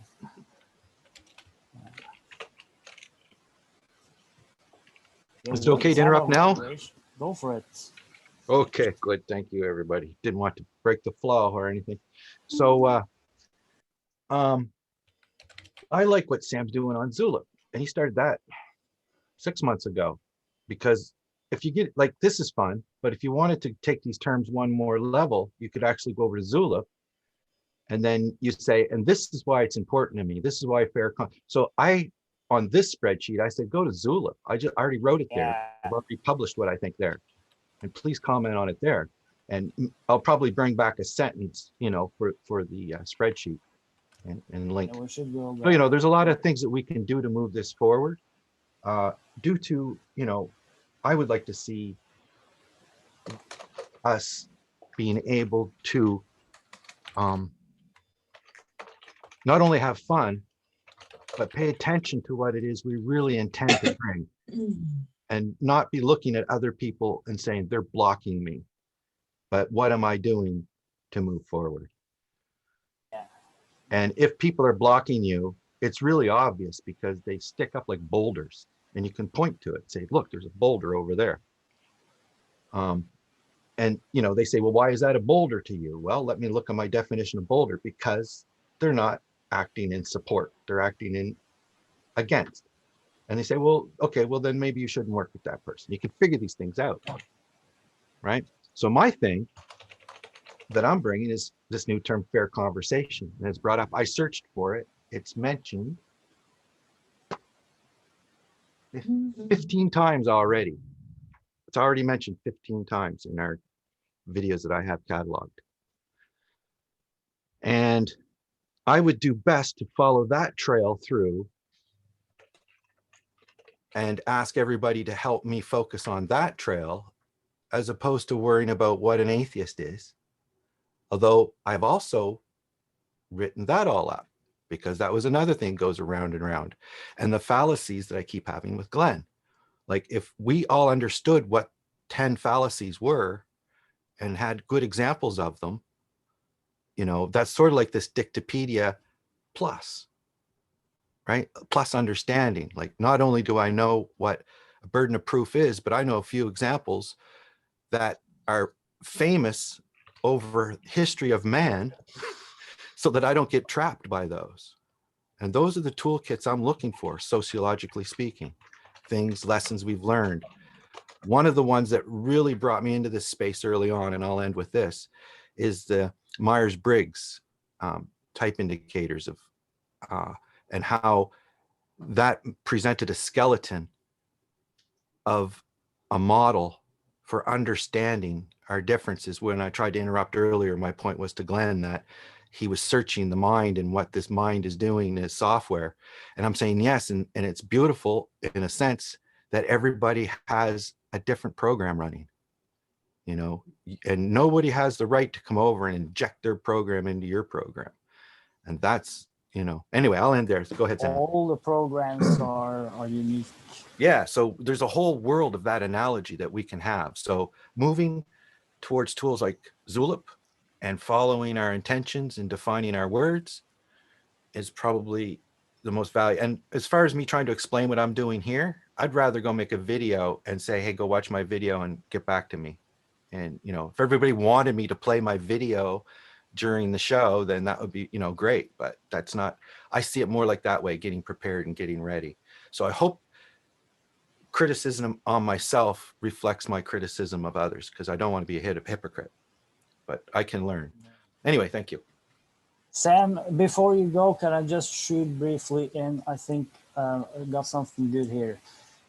It seems that what this is that you're presenting, and which Colin also mentioned, is that we write down, each of us, how we define these terms. We write them in a way, in a definition that we are happy with, and maybe we will take feedback and we'll revise it until we are happy with it. And maybe that process will increase our understanding of what we really mean by the word. And maybe it's all becomes a learning process. And then in addition to that, we will then have material where you can go in and see, okay, this person means by that word, that thing. So I don't have to worry about all the other interpretations and all the other misunderstandings, because the only thing that really matters here is what meaning do they use with that word. And then we can remove the misunderstandings from our communications, and therefore we can obviously increase our understanding a great deal. And if I've understood that correctly, then I think that is a really great idea, and we should definitely do it in Zulip as well, and possibly many places. Yep. Because that's key. Thank you, Glenn, for restating my intent for Dictopedia in your own words. I really appreciate that. That's the sense in which I try to get some activity around it. Yeah, I've had a lot of thinking going on about it as well, and trying to figure out, you know, why that there is a adopt date. And I'm going to leave that for a mystery as a cone. I don't need to know. Sam says I don't need to know, so I don't need to know. And as well, the terms that, like, as I was trying to question what was going on with the purpose, I said, well, those definitions are already in the dictionary. Like, why do we need that for? But then I said, well, wait, now fair conversation isn't in the dictionary, right? So, you know, but theory of mind is, right? So, you know, I seen berries and I put a comment on berries, you know, put the definition from, you know, here's the correct definition from Wikipedia, right? And then I figured, oh, well, I put my own column there and I could put the definition from Wikipedia so that, you know, there's no extra weight when I'm using that term in a conversation, but I'm saying that should be by default. And then it hit me. If I have to go through everybody's term that I don't agree with and write my term, this is some learning here, right? If I have to write my term, then I'm going to be very busy correcting everybody's mistakes on the internet. Wait a minute. I fell off there. If you write down your terms, yeah, like say if you define, I don't know, behavior and I don't agree with it. That isn't in conflict with any of the other terms. No, but say I want to do the busy work of saying, So I don't agree with what Glenn has. That's You want to make other people wrong? That's the point here. No. That's the point here. Point here is that you don't have to disagree with anyone. You simply present your definition. Exactly. That term as you use it. Exactly. The others present their definition of the terms the way they use the terms. So we don't have to have any disagreement with anything here. Because Glenn's on today because he's finishing my thoughts too. Yeah, but this is why I said, please don't change what's already there. So no, I would never do that. I would never do that. That was never my intention ever. The point is you have to find something that actually works here. Yeah. But you know that could really work. But then hold you on, don't I'm have criticism. Hold on, remember that, Colin. Then relax. You don't have any criticism in there. That's not true, Glenn. You might not like my definition. Wait, time out. We're ping-ponging here. Let me finish. We're ping-ponging here. let me finish, Flag Glenn. this for later. Flag this Yeah. for No, later. no, Wait, no. wait. Can we have Do it another right now. 10 seconds of silence, please? Please, another 10 seconds. Oh, Glenn, you get all over me. Please, Colin. Because Stacy was holding her head and shaking her head and probably in some terrible pain. I did not mute him. That was not me. My hands were here. No, I I muted did not myself. mute anybody. I muted myself. All right. Can we, Glenn and Colin, can you guys, the two of you, decide who goes next right now? And then the other wait, and then take the next turn. Yeah, okay, I wasn't finished. So Glenn did finish the thought that if I spend all my time trying to correct what I don't agree with so that we're both seeing eye to eye, so that when we're using that definition in the group, it's not Glenn's definition. If I don't write one there, then Glenn's definition is the definition of the GCC. It's got nothing to do with the GCC. It's got to do with just Glenn and his interpretation of that word. And if I find it important, I could write one beside it, right? If I don't, then don't even go anywhere near it. And then and that's sort of with the relevation of the words that we should be concentrating on, in my opinion, are the words that we bring. And I think that's what Sam's saying, not just regular words like, you know, if thinking is really important and it really means something, otherwise to most people, thinking is just what it is in the dictionary. So I'm just saying that what I'm trying to impress upon is that the great value in this exercise to me is for the uniqueness that we're bringing to the group and defining the words around it, right? So, and in that much, let's not stray with trying to define everything under the sun, because that's what happens to the maps. I mean, any of the mind maps, you try to define too much, or if you're a painter and you try to paint too much, you end up with mud. So let's stick to the clear colors of what we're trying to say. That's my message. Thank you. Okay, then Glenn and then Alex. Because what I see here is that You've gotten really silent, Glenn. yes, it's a question of each of us reflecting on and figuring out what do we mean with these terms that we use. By asking myself that question, it makes me reflect on how I use the word. That reflection could increase my own understanding of what I mean with what I say. And it also makes it possible for the others to know what I mean when I say that word, so that we can save a lot of time later on. And then if we can get a database where you simply have one word, and then you have the meaning of that word given by that person, and they have themselves written it. And this point, I think, is key. They are happy with it. They have written a definition that they can really stand in for. This is really a definition that I think really catches what I want to express. That, at least that is the goal. And when we get that kind of system, maybe that ties in exactly with Colin's big dream of a conversation adapter, because then, you know, at some point later that this could be automatized. So immediately when you're in conversation with a person and a word comes, then you could find a reference to that dictionary. But here we're focusing on the process of creating that information. And this is what I think is often forgotten. It's the deliberative process itself. And this is also something we do to a large extent here when we have meetings. We deliberate, we think together. And this is also an area we can sometimes define what we mean by words. And I think if we listen to each other, we can really hear that people do offer a lot of hints as to what they mean with their words. And especially when you listen over time and you sort of begin connecting the bits and pieces. It takes a little time, but you get to know a worldview of a vast number of very diverse people. And that it's an incredibly enriching experience. as it evolves. So that's sort of what I see here with this simple process, that we can go into Tulip. Each of us can take one word we like, and we can really write a definition that we really believe in. And maybe we'll work on it. Maybe we want feedback. Maybe I say, I'm not so sure about this, but I would like to know more about it. We can write that as well, right?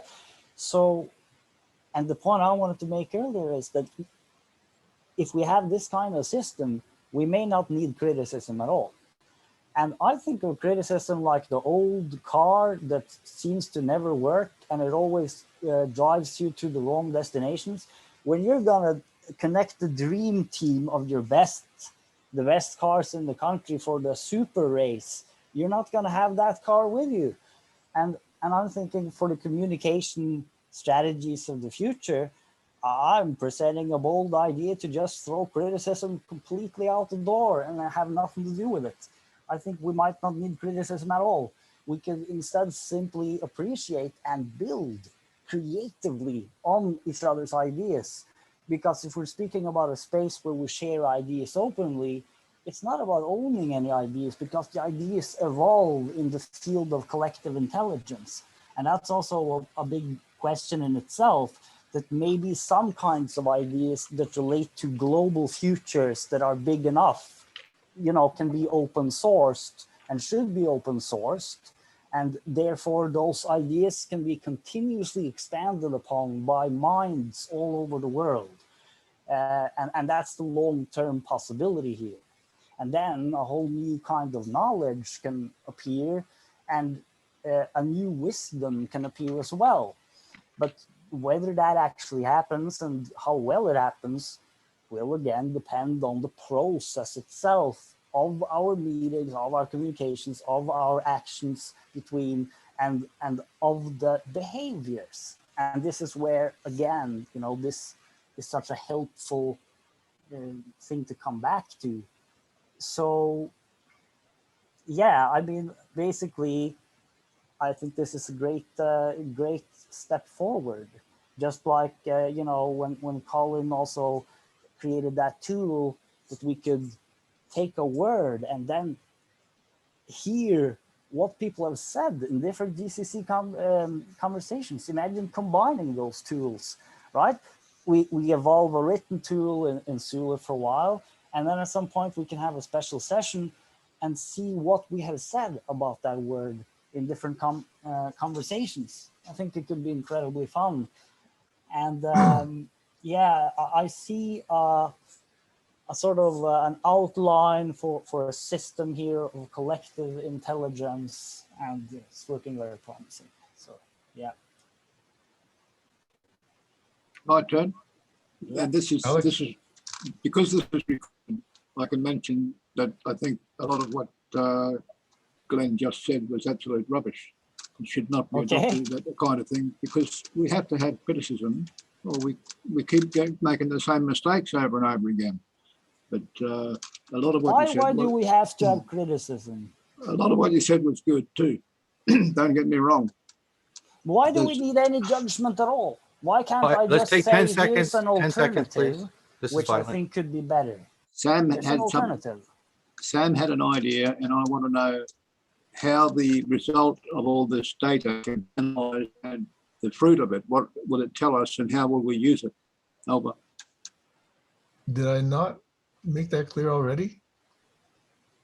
Well, we got the top 10 list out of it. That's one thing, but we can just ask it questions. It's like a knowledge base. Yeah, Like any memory, it gives us a frame of reference and some anchor points and some invitations to conversations. I think it provides a foundation for disambiguation and therefore a possibility to minimize disappointment down the road. Now, I think disagreement for many leads to misunderstanding, missed commitments, disappointments, personal emotional injury. And if we're interested in living our lives better, seems like we might want to minimize some of that. That's the whole objective of this. On the other hand, some people thrive on, conflict. And maybe this is just an invitation to say, whoa, there's something else I disagree with. Let me pound on that one. That's not the intent of this. I'll stop there. Tyra's got her hand up.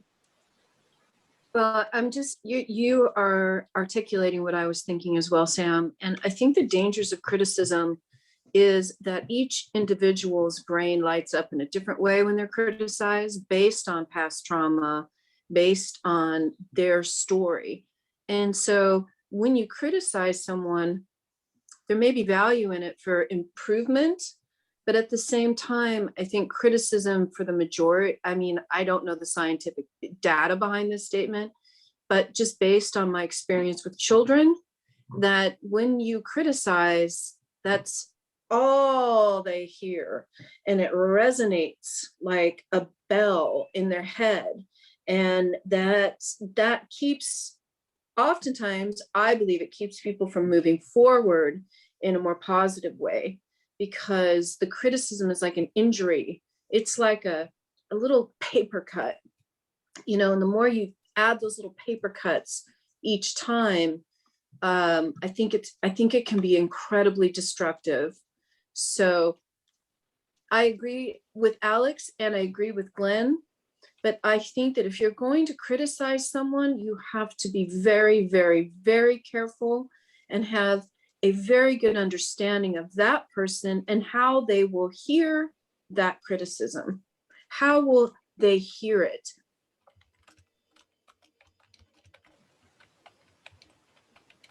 That's why I think I've used the word criticism very, very infrequently here in GCC. I do use a word very frequently, and that is feedback. That's a totally different thing. Feedback's a good word because you often ask for feedback and you want it.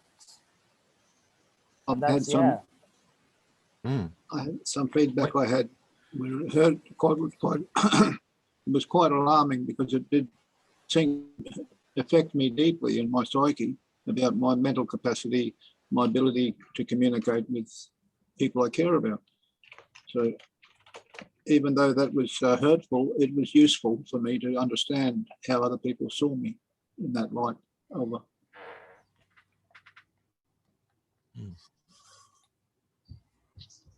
And this is another interesting point is, when I'm sort of criticizing criticism, I know there's a sort of a paradox that's possible there, because the thing is, people will criticize, and sometimes I will criticize, and sometimes I'll criticize in my thoughts, and it's even just a stupid reaction probably, right? But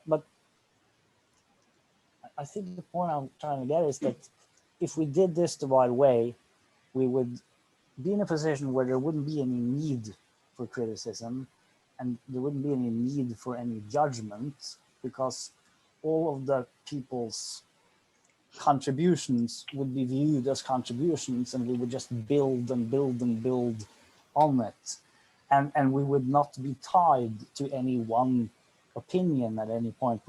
Our minds would open a great deal, right? We would be able to move between modules and have this beautiful thing we talked about earlier, that you can have strong opinions held lightly, and then you can move between. And one thing which could be really good is for us to really try to formulate some point of view that the other person's expressed, and it's a good learning. It's very fun, and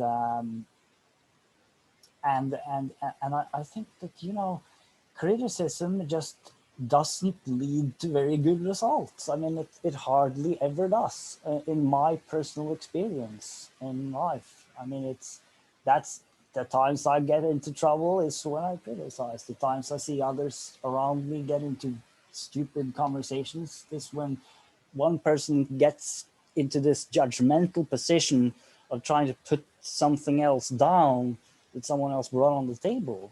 And I think that Doug has been very strong on this, and he's right on to this, that we don't need any of this nonsense of trying to, belittle the contributions of other people, even if it's, just an idea.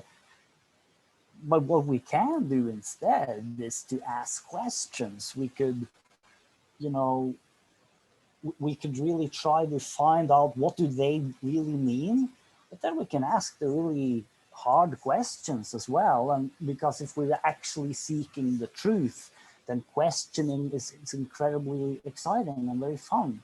And yeah, you know, it sort of comes down to this: if we're capable of just being somehow fluid in our worldview and truth based, then, you know, I think this all will work in a way, and it will work for those who do it, and others can become inspired to do something similar.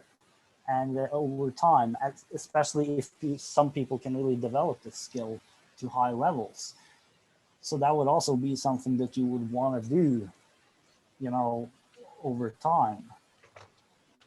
So yeah, I mean, it's obviously some big ideas this comes into, but I mean, I really feel that all of this is really, really relevant, and I guess it's an example of generative behaviors. That if you have a generative idea space, drop the criticism. Instead, try to really understand what is being communicated, what they actually say, but then build on it. Instead of saying, I think this thing was lacking, you say, this thing you said makes me think, what if we did this? What if we did this? What if we combined that idea with that idea with that idea? And suddenly you can build new complexes of understanding that, you know, would never have been possible if we weren't just willing to just have that kind of creative, explorative process of just building and building and building. And, you know I've talked about this a lot, but I've just become more and more convinced that, you know, for the kind of things that we're interested in and the kind of things that personally is just most useful for people seems to be, you know, assisted by generative spaces where, you know, we can just build on understanding and appreciate everyone and celebrate everyone. I think this is entirely possible, and, you know, yeah, I'm done. Oh, I was about to do something, but Kayla's shown up. Kayla, would you like to say something? No, just listening, showing my face. What's for breakfast? Oh, it was a turkey bacon sandwich. Ooh, nice. Anyway, thank you for all of this interaction. It's coming up on the 2-hour time frame. So I want to thank Colin for trying to capture as much of this as he could. I know things are coming in at fire hose potentially rate, but if you would, let me take about 30 seconds or a minute and share my screen just to show you guys what we've collected. And this is going to be partial because I don't expect that Colin has captured everything here, but here it is. Okay, so let's take a look at this. So can you see my screen now? Yes. Okay, so let me just say that 3 or 4 days ago, this was only like 10 terms, okay? And so now I'm scrolling through this quickly, but you can freeze frame it later on if you're looking at the recording. And we're looking at, oh geez, we're way past 100. We're probably close to 200. So let me scroll. See, there's trigger, there's trauma, there's truth, there's truthiness. 129 terms. Yeah, so I think last time I checked, there's somewhere around 70 or 80. So we've captured at least 50 here, and there's still more in the chat transcript I can see. So let me show you where some of the opportunities are to share definitions. Okay, so some of these, let me see. Have these all been merged? What happened? Okay, so here's one. Discern, okay? Discern here, you'll see, is a merge of 2 rows. So you can put 2 contexts here, and one is, and I just straw man this, tell the difference, okay? And I just put myself, and I did it on the 23rd, which was what, yesterday, okay? And so I put another row here, and I put Colin's initials here under the definer, and I merged these rows because it's the same term, basically, and I merged the date cells. But I kept the references. Let me just say references and comments. Okay, And so you can actually see that, did I lose my row here? I think Yes, discern. sir, it was D, right? D here. Here we go. Yeah. Don't Yeah. just So- make, Colin just put he agrees with that. Nice. Okay. So there's probably going to be very little disagreement here, unless somebody comes in here, adds another row, adds their initials or name, and then updates this date here. Okay. So that's what I'm inviting people to do. Here's evil. There's 3 entries here, 2 by Colin, 1 by Barry. And then I will merge these 3 cells so they have the same date. And I'll merge these 3 cells so they have the same date. Boom, there we go. Okay. So when we go in there, should we put our names? Yes. Word? Put your names in this definer column. Okay. I would love to know who came up with this definition. If I see a definition that does not have a definer, I will ask, or I may just, attribute it to somebody unfairly. But I guess my idea was more like maybe we could even have like, instead of just a word, I could have Glenn's definition of faith, for example. well, At if you the just put, headline. yeah, let's look at faith right here, faith right here. Okay, so I'm going to add a row above, Because if the and I'm going to row put, above- I'm going to put Glenn here. Okay, so now you have an entry here in faith, and these, by the way, I'm going to merge this. I'm going to merge just this an also. example. And I'm going to copy this formula from here to there, which automatically computes that 2-week out date. So now there's an invitation to Barry to define faith. There's an invitation to Glenn to define faith, and Colin already has done so. Okay, so that's how I'm using this particular. I mean, I don't have the fancy software for it yet, but this is just using a spreadsheet to approximate what I'm hoping to build with Dictopedia. So the words on the left, should that just then be faith, faith, faith that you'll see there then? No, it'll basically just be faith one time, because this one word refers to all 3 of these rows. Okay, that's what merging cells does. Oh, okay. So that's what it means, that it's a Yeah. space there. If you don't know how to do that, don't do that. Just go ahead and add another row, and I'll go ahead and merge it later on. Okay. I was keeping it not merged because I was thinking that each one of these is sort of its own separate context. So maybe unrelated. It is. It's That's why unrelated. context is not merged. You can So actually why is it date related then? What's the relation by date? What does that? because it's the same word. It's the same word, right? But adopting the same word under context of woo or theology is meaningless. What do you mean? You'll have them. Never mind. Sorry. Go ahead. If we have, here's a suggestion. Let's say we just have simply normal columns, and anyone can write in a column. And if it's the same word, you just write the same word again. But if you want to make it clear, you can have a parenthesis and have your name, and then Hold on, I just had a light bulb. headline. I just had a light bulb. Wait. When Sam said that Stacy might like what we're going to do today, I think he meant it in the sense that this is a game. So if he wants to set up a term, okay, and it's a game to get it solidified. Once somebody puts a term in here, we check, we get a beep on our phone. Hey, someone just defined fair conversation. I go, what? Someone defined fair conversation? That's my word. What? They can't do that. So I go on to the spreadsheet and I put my definition for fair conversation. And then by some adoption date, something happens. So Right. the question is simply, if I then offer my definition of fair conversation, does this stand in the line beneath it? And does that line say fair conversations? Or is it blank? Did you Always understand that question? It's a very The specific solution question. to learn this, Just put what you feel.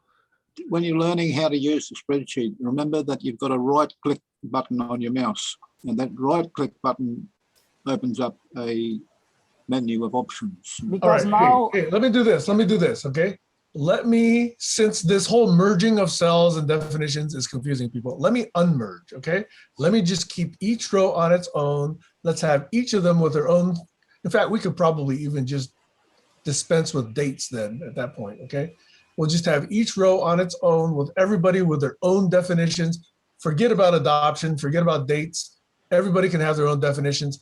I think it's still useful to have this as a base. And if having the dates and having this adoption concept is confusing / controversial, I'm willing to just get rid of it. If you can Okay. find a relation for it, I'm all for it. I love things that have context, but I just don't see but I love the idea. So let's, Okay, yes. here, let me not lose this. I think that we're very close here. So the thing here is, on the left column is the concept. And if I have my definition of the same concept, I add that beside it as a new row with the same word, but it's my definition of that word. Then Alex adds a third row. Then Sam a fourth row as we move on. So we will then have maybe 6 or 7 of each word down. That's fine. That's perfect. That's the way to do it. I would love that. That's the way to do it. I would love that. Let's do that. Okay, are we agreed? Should I blow away columns E and F? Should I blow away the date and adopt date? Well, it could be optional, right? No, Could don't be blow them optional. away yet. You can just sort of gray them out, but not blow them But away. I'll tell you what, let me just hide them for now. And I Wait, got one what good happened? suggestion to take Can't the you- names. Can't you turn on auto dating? No, just keep E, because E is interesting when you put it on the spreadsheet. But F, I don't see adoption of anything unless you want. And It's keep gone. adoption. Keep It's adoption. gone. If somebody here, how about this? If somebody puts an adoption date in there, it's a challenge to somebody to tell them that that's not the term. No, I don't want challenges Yeah. at the There moment. you I don't want go. challenges If at the it's not moment. a game, if it's not a game, then get rid of it. Yes. So one suggestion then, now I think it's really good, but then I would move the definer column right to the side, towards the left, right? So first you have the word, then you have the person who defined that word, because then you immediately see, yeah, this is Sam's definition of that word. And then you get the context and you get that word. Okay, I'll do that person's- after I unmerge the rows. Okay, let me unmerge the rows and then move it. Okay. Because then this whole thing is really gonna work. Okay, good. So there will be a later action by me to unmerge the rows that already have been merged. I'll move the definer column. I kind of wanted the definition and the term to be close together. So in fact, I don't even like this context one. Yeah, But no, I was thinking maybe the context one can be moved, right? And then you can take the name in its place. how about I'll take context and move it to the right of the definer so that we have the term, definition, then definer. Yeah, that looks good. Okay, That all right, works I'll do too, that. yeah. That's I'll do better. that. I also envision another context column that wouldn't be here, but one that would actually be more ontological. But that's not necessary at this time. That's for the Then knowledge we trail, could- right?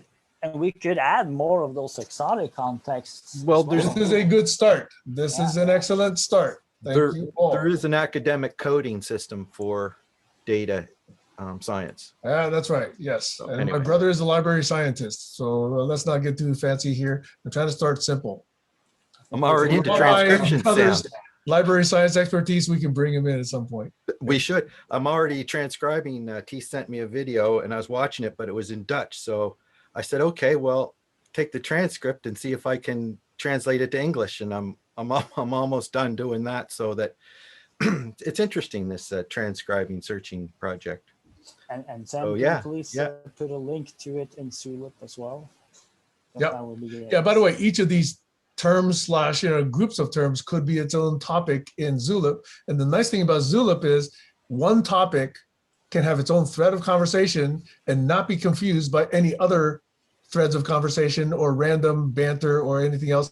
And any single message can be moved to a different topic later to keep a topic clean, if that means anything to you guys, okay?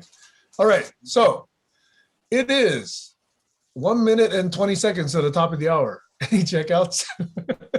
I want to check out.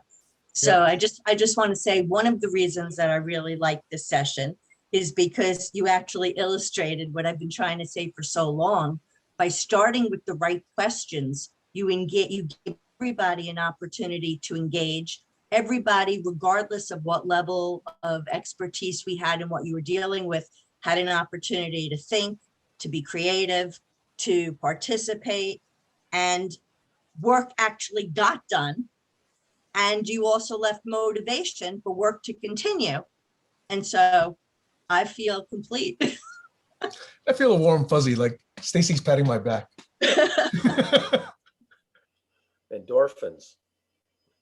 Yeah, here we go. Here we go. Yes. That's Yeah. I'll check out with this observation about language.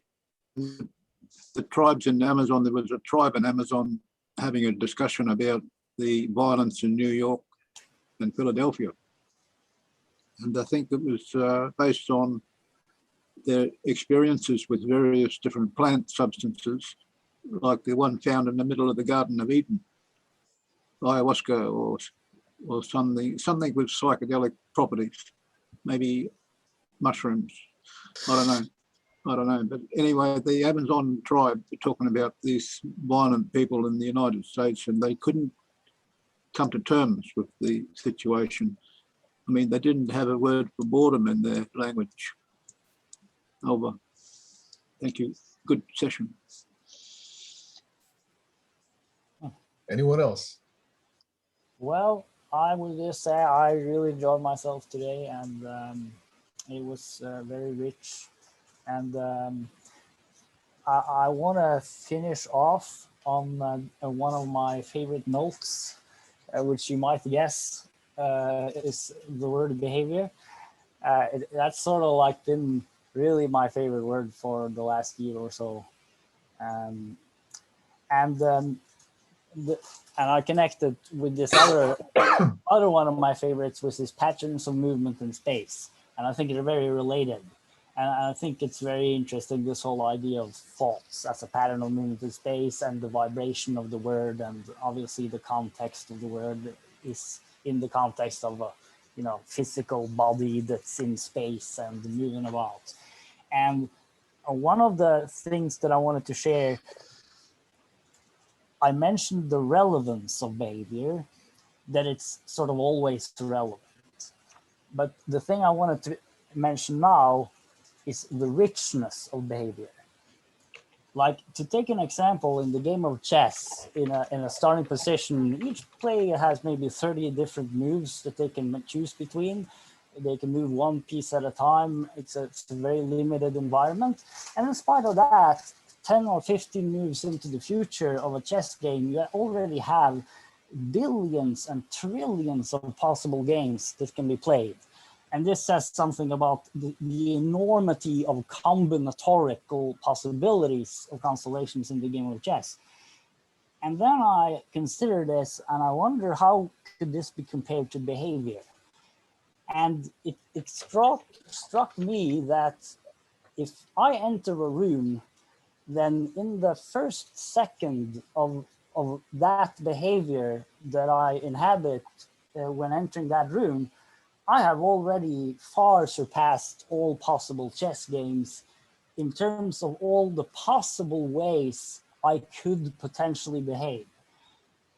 So the point here is that the field of behavior, in terms of the combinatorical possibilities and the many different patterns and forms and styles and variations that can be that can appear, the actual possibility of the field itself is just of an enormous magnitude. And as I said, in 1 second of any normal person's life, the actual possible constellations within even one person's behavior is for all practical purposes, limitless. So this is one of those things which I really love about behavior, that in one sense it grounds you to something very practical. But if you consider it in terms of this richness, it's actually also a gateway into something really mysterious. And because you begin to wonder, what about all the other behaviors that haven't undergone the formality of people doing them? Why do we never talk about great behaviors? Why do we never talk about, what would be next level behaviors? Is there such a thing? What could it be? Are there versatile behaviors that can work very well in many different circumstances and actually lead to good outcomes? And the more I consider this, it almost seems like, if we really mastered behavior, like as a species, maybe we can fix everything through behavior.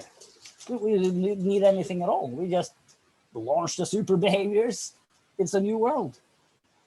And that's a pretty radical idea. So I'll end on that note. Thank you.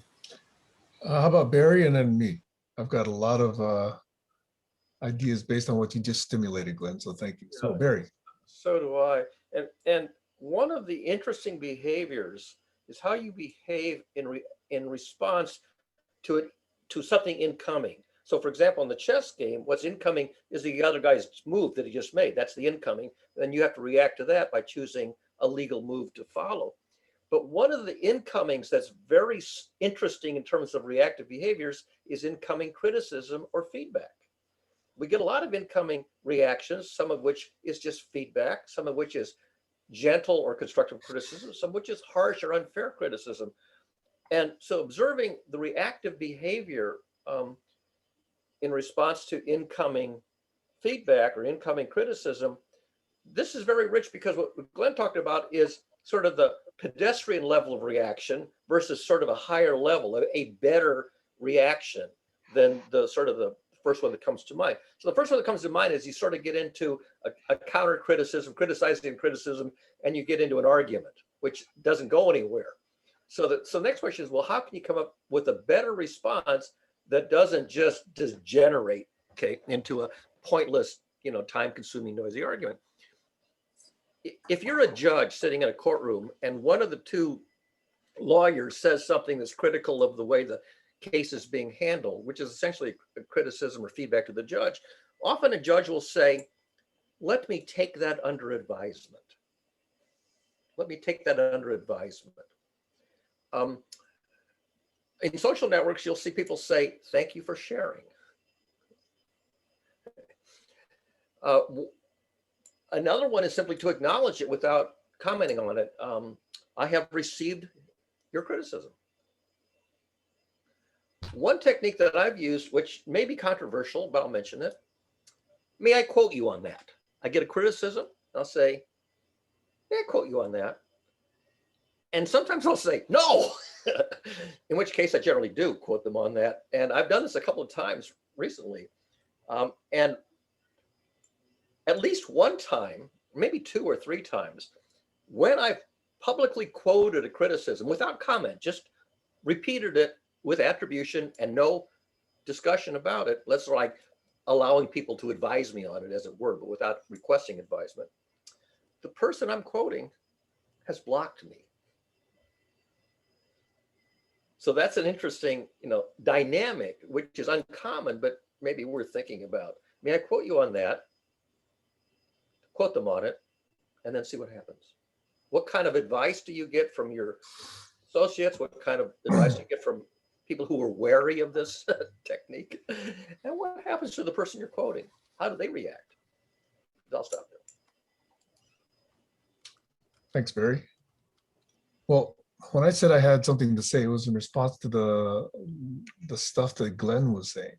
And Glenn was saying, let's say, take an example where every moment has millions of choices and model it, metaphorically, perhaps by a game of chess. What's interesting to me is in the end game, those billions and trillions actually come down to many, many, many fewer because there are fewer people, pieces on the table, This was observed by Conway's Game of Life as well. If you take any arbitrary pattern, very, very few of them are stable. No matter how you start, there's only a few stable patterns. So what's interesting is out of this humongous, possibility. There's only a few states that actually create, call it a pattern or call it order, call it life. Very few. And that's what's fascinating about the universe.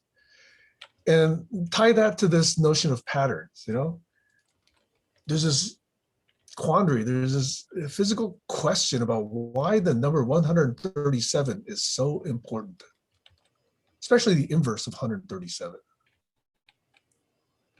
And look at that in the state of what, 20 or so universal constants. It's a really interesting number. If it were not 137, my understanding is the universe as we know it would not exist. There's another point you brought up, Glenn, which is why don't we actually spend more time talking about good behaviors? And I'm going to say something pokey here. It's because everybody has a say. We are in this universal inclusion idea. Whenever we have this rule of everybody has a say, then all behaviors are essentially allowed, and we don't then elevate ourselves to what you think are good behaviors, because every behavior is allowed.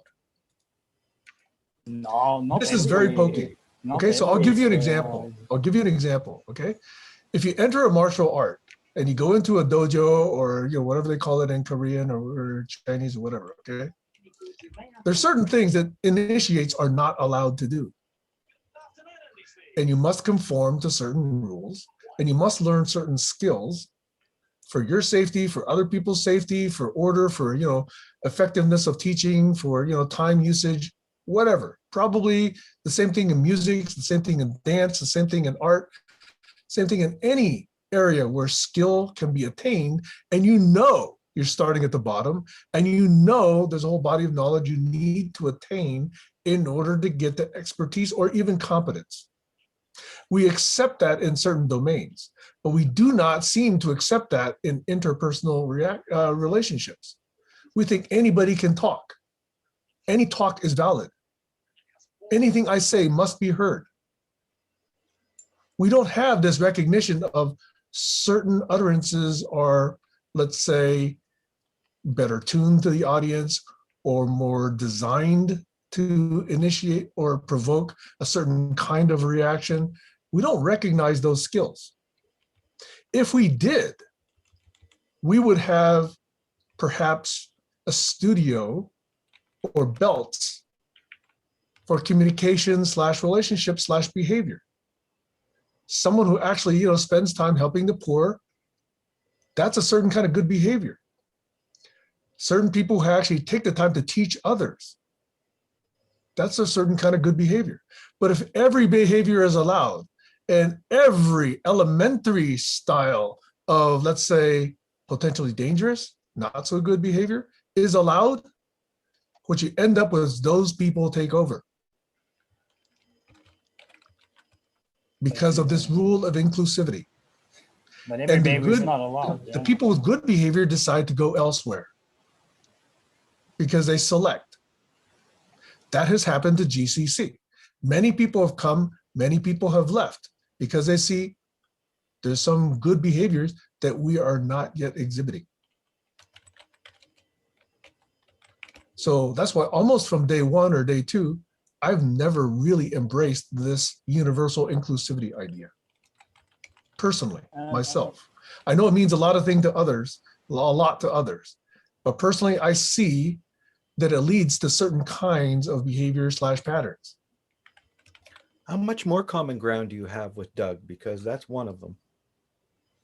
Like That's an irrelevant question at this point. Well, you're Okay. up. That, So let me go on to my next point. Okay, the next point is in a studio where the black belt or the red belt is teaching others.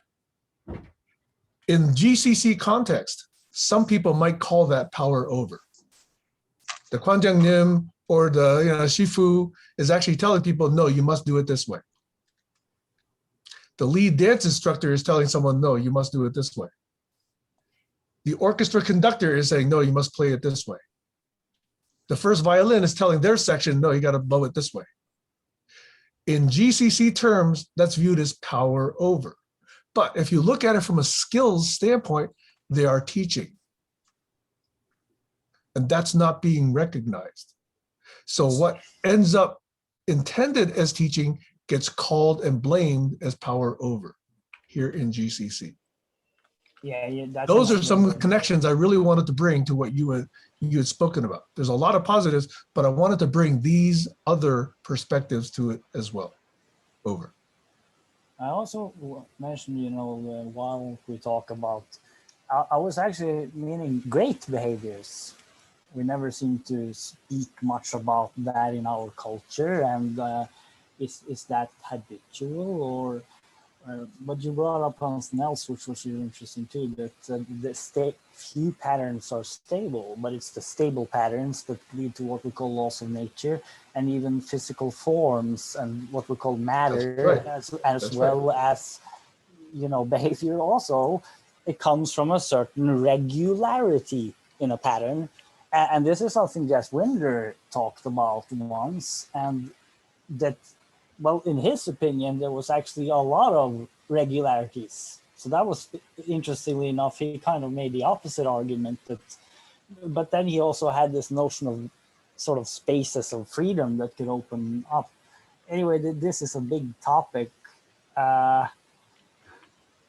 it's like, I guess the reason I keep mentioning it is because if it really is the case that by our behavior or by becoming conscious of patterns of movement we have, could it sort of be a way for us to come in a superposition so that when others criticize or others do all kinds of behaviors that we would not consider acceptable, right?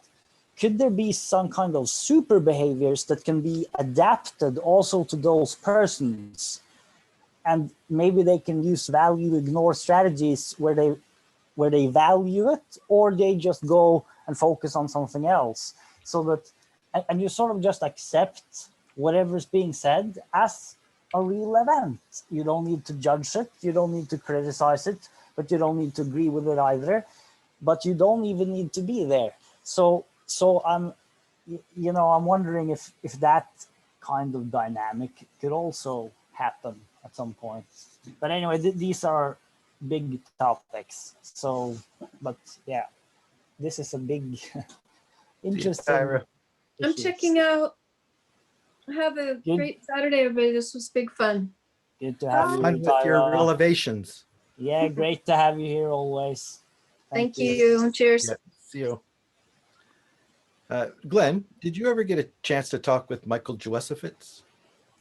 Yeah, we did talk. We didn't talk on video, but we did send some messages, and he was very interested in this concept of nemetics. Yeah. And I think it's very connected to this. And I was once talking about him with him where I used the word swirlation, and he liked this word swirlation. Swirlation. Swirlation, yeah, it was just a word I made up then.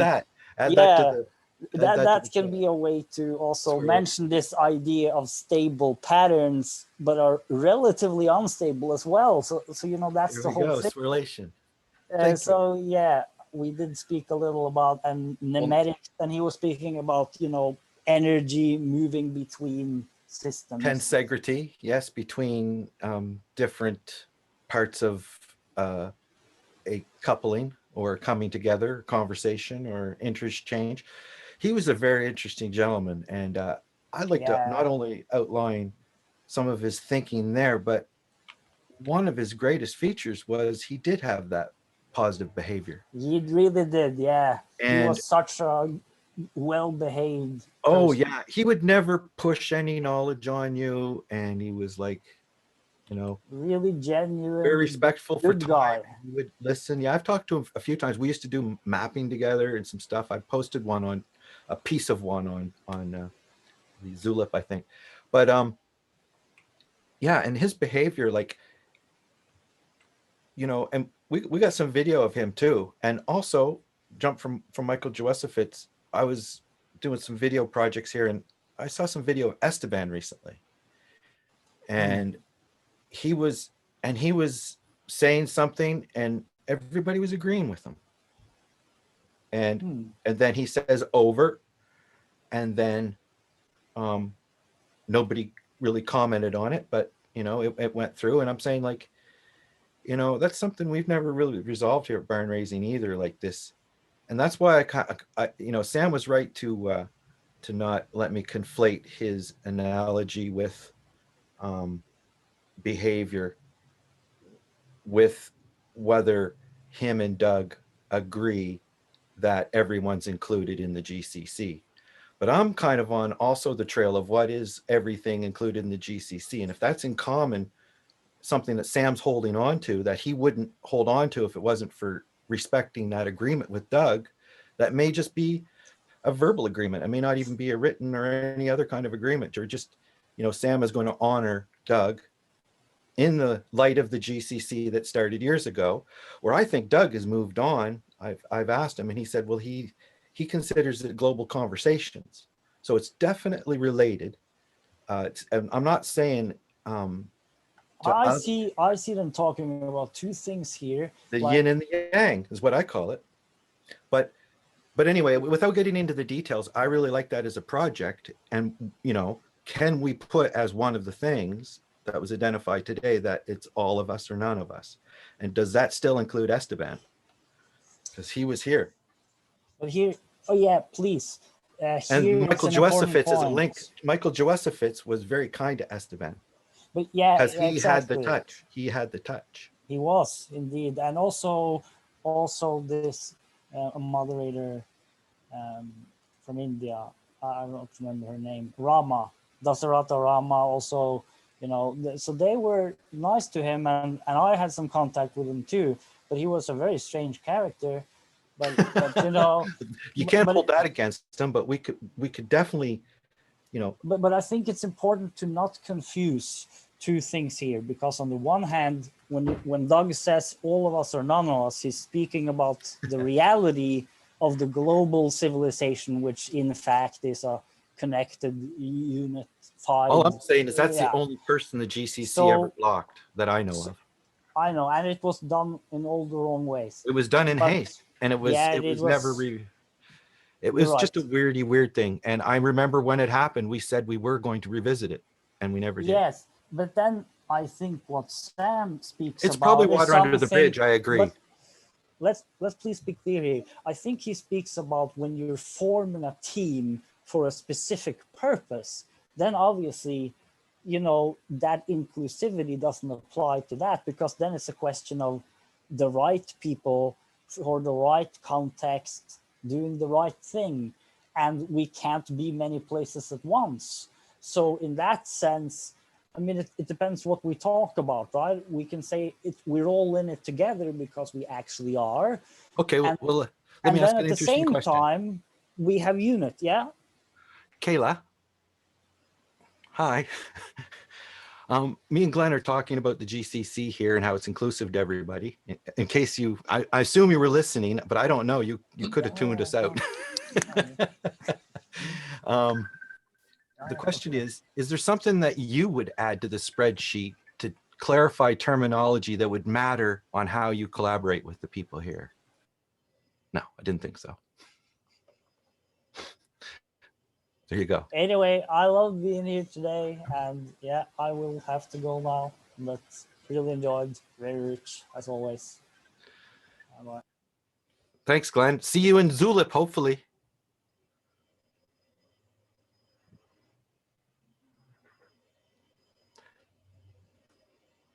And yeah, I think that was a very powerful exercise of definitions. I liked it. You've tuned out now, Sam? Alex is now the host. I'm signing off because it's too late to concentrate properly. Yeah, okay. Well, I think I'll do the same. It's nice seeing you all. Hi, I'm going to sign off too. Okay.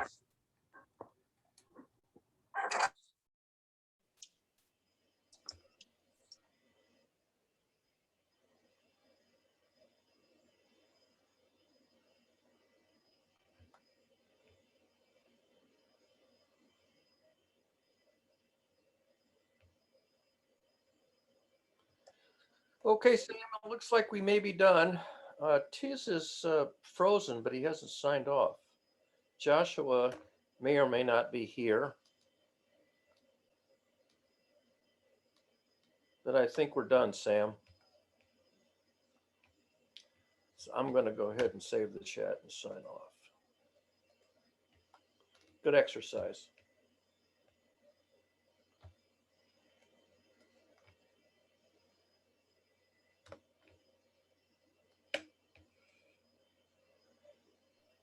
So is Joshua awake or is he asleep?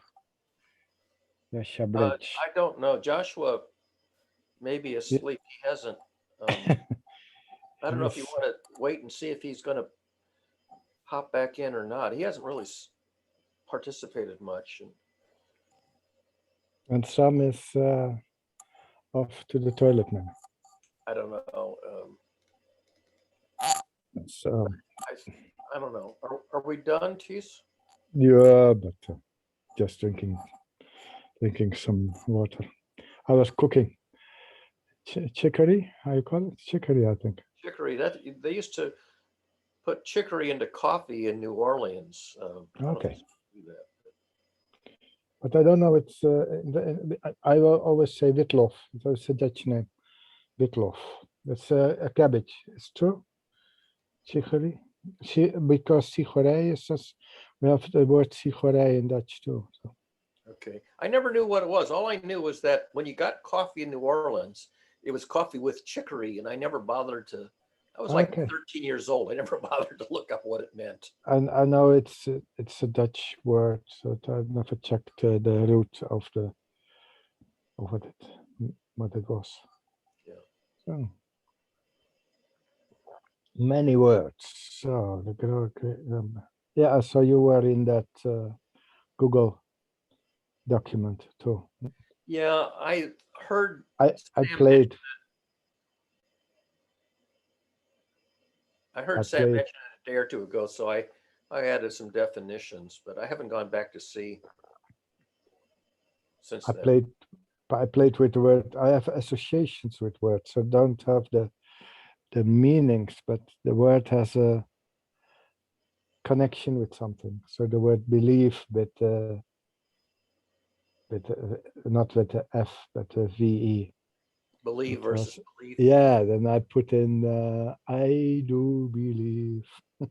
Sneaker song. No. Yeah. Well, see, beliefs can be all over the map. They can beliefs that are kind of idiosyncratic and unprovable or unexamined, and then there could be very carefully examined beliefs that have been subjected to enormous amounts of epistemological analysis or scientific review, peer review, and a rise to the standard of natural law, observable natural law, versus, just something like an axiom you take on faith, or religious tenet that you take on faith. Yeah. Axioms. Yeah. But yes, I saw that the scientific method. Yeah. Is like a belief system. It's like what? A belief system. Yes, the scientific method is adopted on faith. If you're a practicing scientist, you adopt belief in the protocols of the scientific method as being a reasonably reliable method for testing hypotheses. Yep. That's not guaranteed. And it could be error prone, but it's, peer review is part of it. And it doesn't guarantee you that you get to accurate knowledge, but it's one of the best ways that we know of. And I subscribe to it. I try to adhere to the protocols of the scientific method in as many example cases as I can think of, not just the hard sciences, not just physics and chemistry and biology, but in social sciences, anthropology, community building. I try to apply it, psychology. I try to apply the scientific method where it ain't easy, because it's hard to do scientific experiments. There's certain ethics that get involved. If you want to test on a hypothesis, you do an experiment. But if it involves theories about people's behavior and people's psychology, then you get into questions of what tests can you do that are ethical? Yeah. I saw E.O. Wilson with consilience that he goes down into say the micro levels, so nano level, so the atoms and molecules, and so what's happening in the mind Yeah, is he based. got It's the as a ants. When he yeah, he said has ant. Yeah, he was ant ants, research. and there really isn't any ethical issues. I mean, Feynman writes about doing experiments with ants too. You know, ants lay down trails, and Yeah. Feynman, did all these experiments with testing to see how ants build trails and how the trails sort of evaporate over time. And he had these little ant ferries that he created, these little bridges that he would manually bridge the gap between two parts of the trail, just to study how this ant trail phenomena work. And he didn't have to worry about, is this unethical to the ants? But when you get to mammals, and maybe even birds, then you start to have questions of cruelty to animals. Whether it's ethical treatment of your subjects. But by the time you get to humans, then it's much more. Yeah, but yeah, if the research is not done within good constraints, and the constraints we have, ethical constraints. So that's where you get into questions of whether it's manipulative, like who's that Stanford professor? It begins with a Z. This prison experiment. Oh, yeah, I know that guy. Yeah. I'm trying to remember his name. It begins with a Z. Yep. Anyway, when he did that experiment, there were people in the middle of the experiment who said, this experiment is becoming unethical. Yep. And I think at one point he did terminate the experiment because it was going the wrong way. And he has since talked about this phenomenon of these experiments from the 50s or 60s, whenever they were done. Yeah, I've seen your clips. You can't repeat those experiments because it's in the chat now. The name Zimbardo. Yeah, Philip Zimbardo, and the other guy at Harvard who did something similar. And I'm not bringing up his name, but there were those two similar experiments involving psychological studies. So there was one at Harvard and Zimbardo's at Stanford that were notorious because they revealed this ethical consideration of what you can and can't do to learn about behavior. So I agree with Glenn that understanding behavior and predicting behavior and choosing practices which moderate behavior in a constructive way, a safe way, is important. But there's also a limit to how much data you can take by what methods before it becomes. I was thinking about Yuval Harari, that he comes with the idea that humans are in groups. So if you have chimpanzees, then if you are alone as a human, you won't survive as easy as a chimpanzee. And then the group size matters. So for humans, the interconnection is important. So not falling out of the group is important. So I think this is the prison experiment too. That people don't want to conform. The conformity pressure is very high on humans. Yeah. As a species. People are very imitative. Whatever the prevailing practices are, or the practices of the putative leader, people will imitate the behavior of the leader or people in power or prominence without regard to whether it's wise or sustainable. And that should be researchable. Then because that's very interesting to know that how easy humans are to be influenced.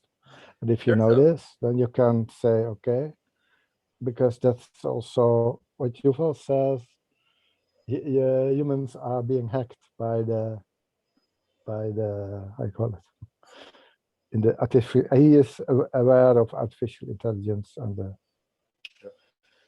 say the influence that it has on behavior.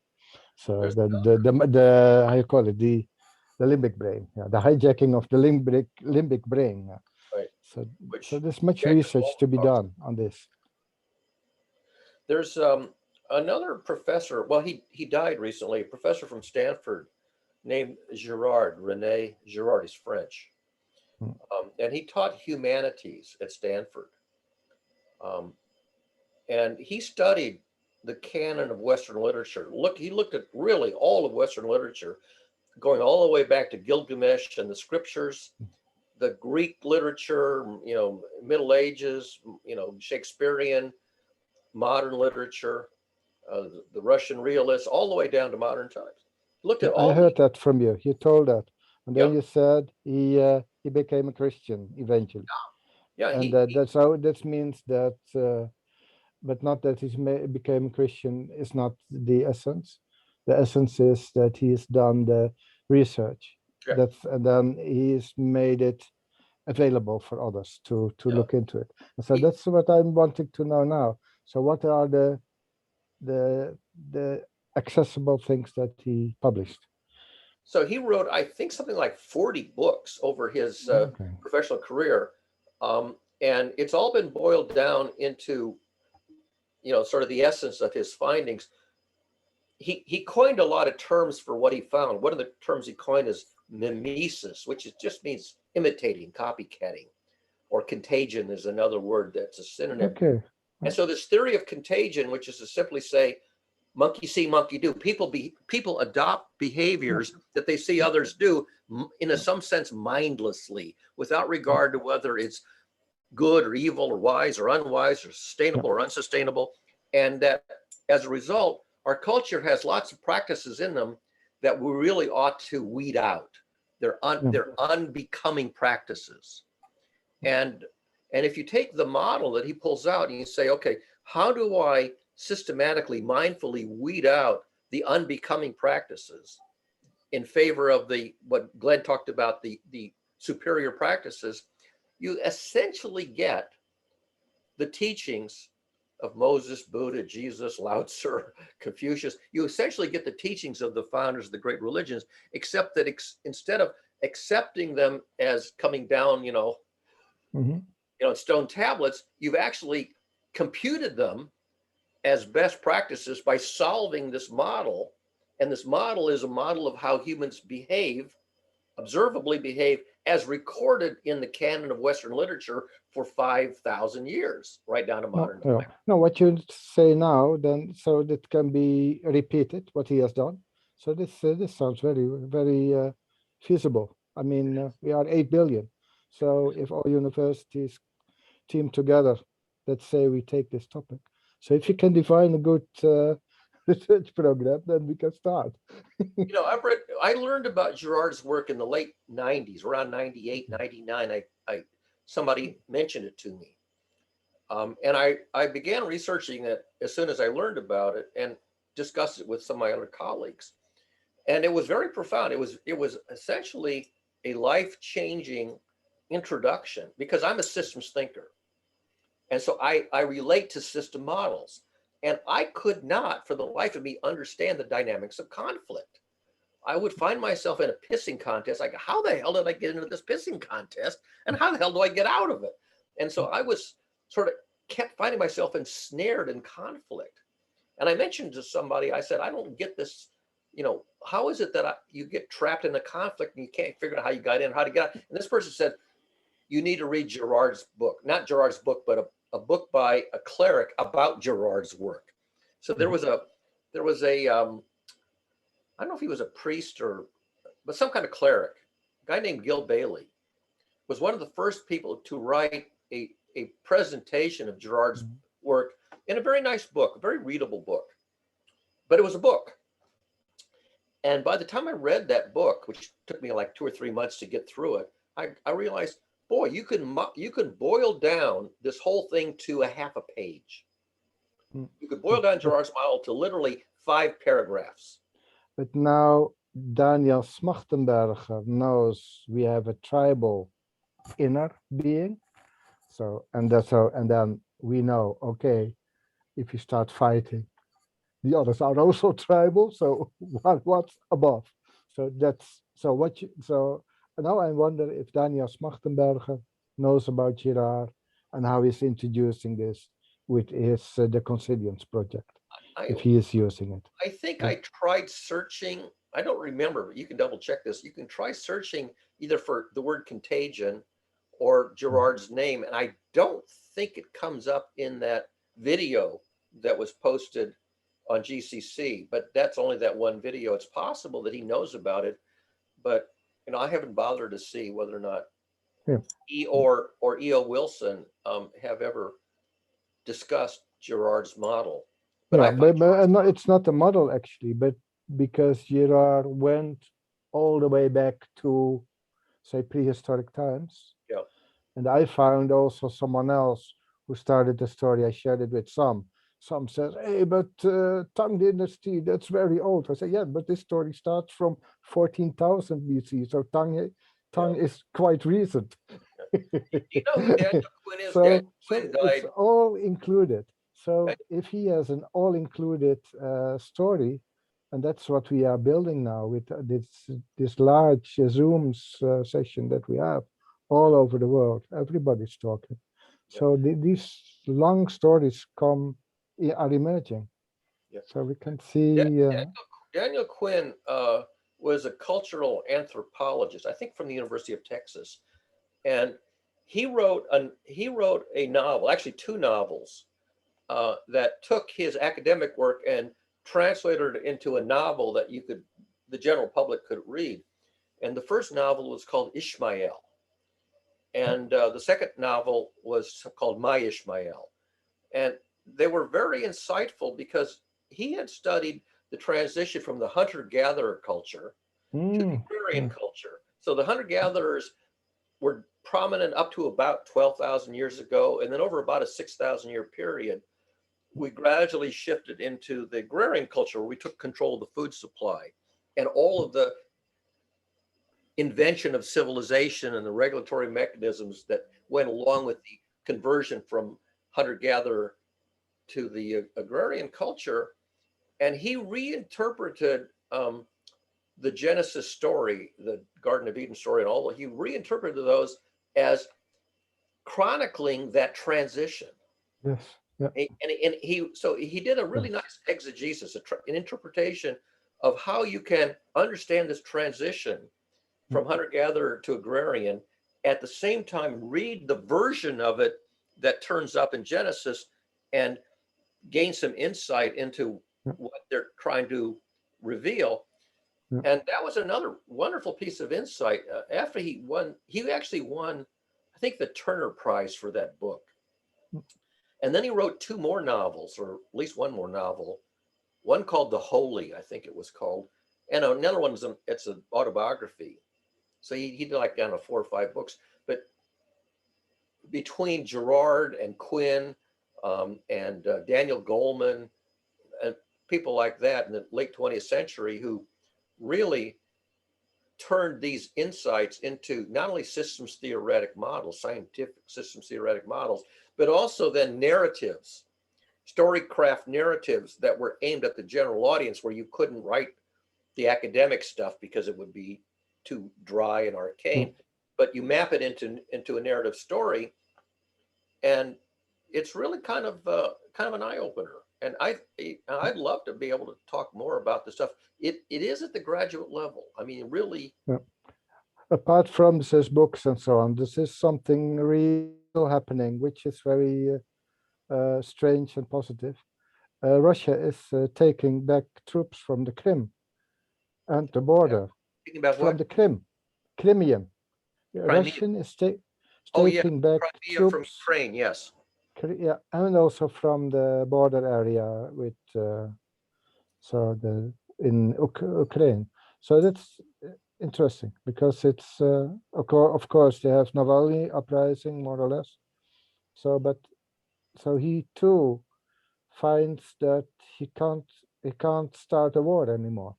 He finds that Putin doesn't find he is able to, because I think if there's too much awareness in Russia to start something like that. It's interesting. So back in biblical times, there was this notion that some really smart person would eventually come along, and the term was Messiah, the problem solver. Some really smart person would come along and figure all this out and explain it to everybody, and everybody would suddenly wake up and figure it out. So there was the idea there was going to be one person who was going to bring this insight. But Daniel also understands that if society has figured out to be peaceful, then an army can come in and destroy the whole result. So the whole country can become Buddhist, and then say the Westerners come in with their cannons and shoot everything down.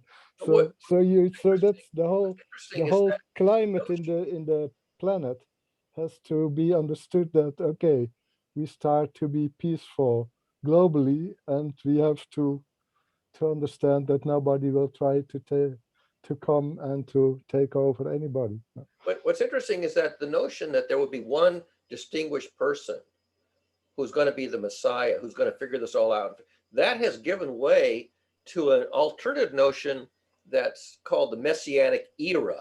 It's that not any one person is going to become, the bringer of the insight, but gradually from the grassroots, it's going to rise up very slowly over a period of 2,000 or 3,000 years, and gradually people will rise to that level of understanding. But no one person will be the bringer of the new concept, the new model, the new insight. Yeah, but I have an experience that it is rising from the ground up. I had an experience that with an insight that I had, so a combination of knowledge that I was putting in one written letter, that it influenced the policy of a province in my country. Yeah. So I had information figured out in my mind. So it's in me. So it's my storyline that I could reveal. So I was gathering types of information that nobody else had gathered that way, and then it influenced. Then later again, I could continue on the same sort of topic. So I have something gotten in my mind, and then I was able to release it and then it was just if it's the right time. But in the terms of tragedy and so on, I still have what you're speaking of, what you have tragedy lines or something. It's really I can apply it more or less. I can make the story. You say you can't make stories, so you have an analysis of stories and on how things go wrong. So and then I have a storyline that I can see. Okay, yes, that's how things go wrong. So that's sort of the point of today's session, because if you're going to tell a story, a narrative, you're going to tell it in words. You're not going to give people mathematical models and formulas like Einstein and Feynman did. You're going to give them a story, a narrative. And when you do a story or a narrative, you have to use words in some language, whether it's English or Dutch or German or whatever language you're going to use. You have to tell, and this is the problem. Words in word-based languages are very vague. They're not well defined. They don't mean the same thing to the listener as they meant to the speaker. And unlike mathematics, where if you're really doing mathematics, the meaning of the expression is rigorously defined. And if you bother to learn the language of mathematics, you don't have this problem of, oh, you wrote this formula, but I understood it a different way. In words, you really have a devil of a time writing a story in words that is understood and received by the reader the way the writer wrote it. That's why poetry is so general, because poetry, the words can mean any damn thing you want. They're just, if there is a common story in an area about, say, heroism or so on, you can use that and you can build on that. And then it's still tribal, but you still have an opening towards a more harmonious future. So it's a very so that's a trick. But also the other part is, if there is a misunderstanding or a blockage, which story that I can tell too, then you can see, okay, you can't prevent a disaster. But then if it's this idea of synchronicity, this is interesting, what came up today, but I think there is something else. So this is or serendipity or higher intuition or whatever it may be. So I still can't figure out how sometimes it seems a future can be predicted. And it's not prediction. So it's always vaguer than, in hindsight, things are more clear to be seen than in foresight. So, but I think it's still things that cannot be researched. I mean that is, so if something falls in a vacuum, then really it's very easy to do. But if you have, the outcome is going to be in a spectrum. It's going to be over a space of that's many it. possible outcomes. And you can predict the statistics, but not the individual case. You can say statistically, I know what fraction of the cases is going to be over here, what fraction of the cases is going to be over here, but I can't tell you whether any one individual will be here or there. You speak like that, but I know the climate here. So it means that I have the sea, I have a land mass, and I can oversee, say, and with certain speed of winds, I can say, okay, on the beach, it will be sunny and there will be rain 1, 2, 4 kilometers more inland. So I can play with that. So I don't go to the beach, I have a sunny day. Nobody is there because nobody knows that it's not in the weather forecast, but I can read the weather forecast. So I know in advance the wind is like that. There will not be thermal, how you call it, thermic in Dutch we say. There's no vertical, there's not much vertical movement close to the sea. And so then if the wind comes from the sea, the clouds will not be on the sea some days. And I know that I can see before, and I can see, okay, they disappear there because you don't have the vertical movements. And then inland, it attracts the air, and then you get the buildup of clouds. So that's so there are things which are very easy to understand. But also, if you have a wet soil, you can see how it evaporates and it becomes clouds, and then later it's too hot and clouds disappear again. So this and it's not real prediction. So it's this fuzzy thing, right? Quite fuzzy, because it's, so I feel with that thing. So I'm inside this country. I am in this geography. So I read the geography. I understand the geography. So I know how the winds, if they are smoothly going, how the land, and so it's influencing. So that's of course a long track record because I've been born here, I'm still here. So I'm reading everything. I'm always looking at clouds and trying to understand and interpreting, and not being, I don't have to be doesn't have to be true. So it's a play in the mind, more or less. So. You know what's really interesting to a scientist is when a prediction that they're pretty confident in is off the mark. If you have a model and it makes a prediction, and so you make the prediction from the model, and then what actually happens is completely unexpected. For a scientist, that says, aha, we can now figure out how to make our model better because I have an anomaly. Scientists love anomalies because it means their work isn't done. Yeah, but for me it's different because I had to open up a possibility somewhere.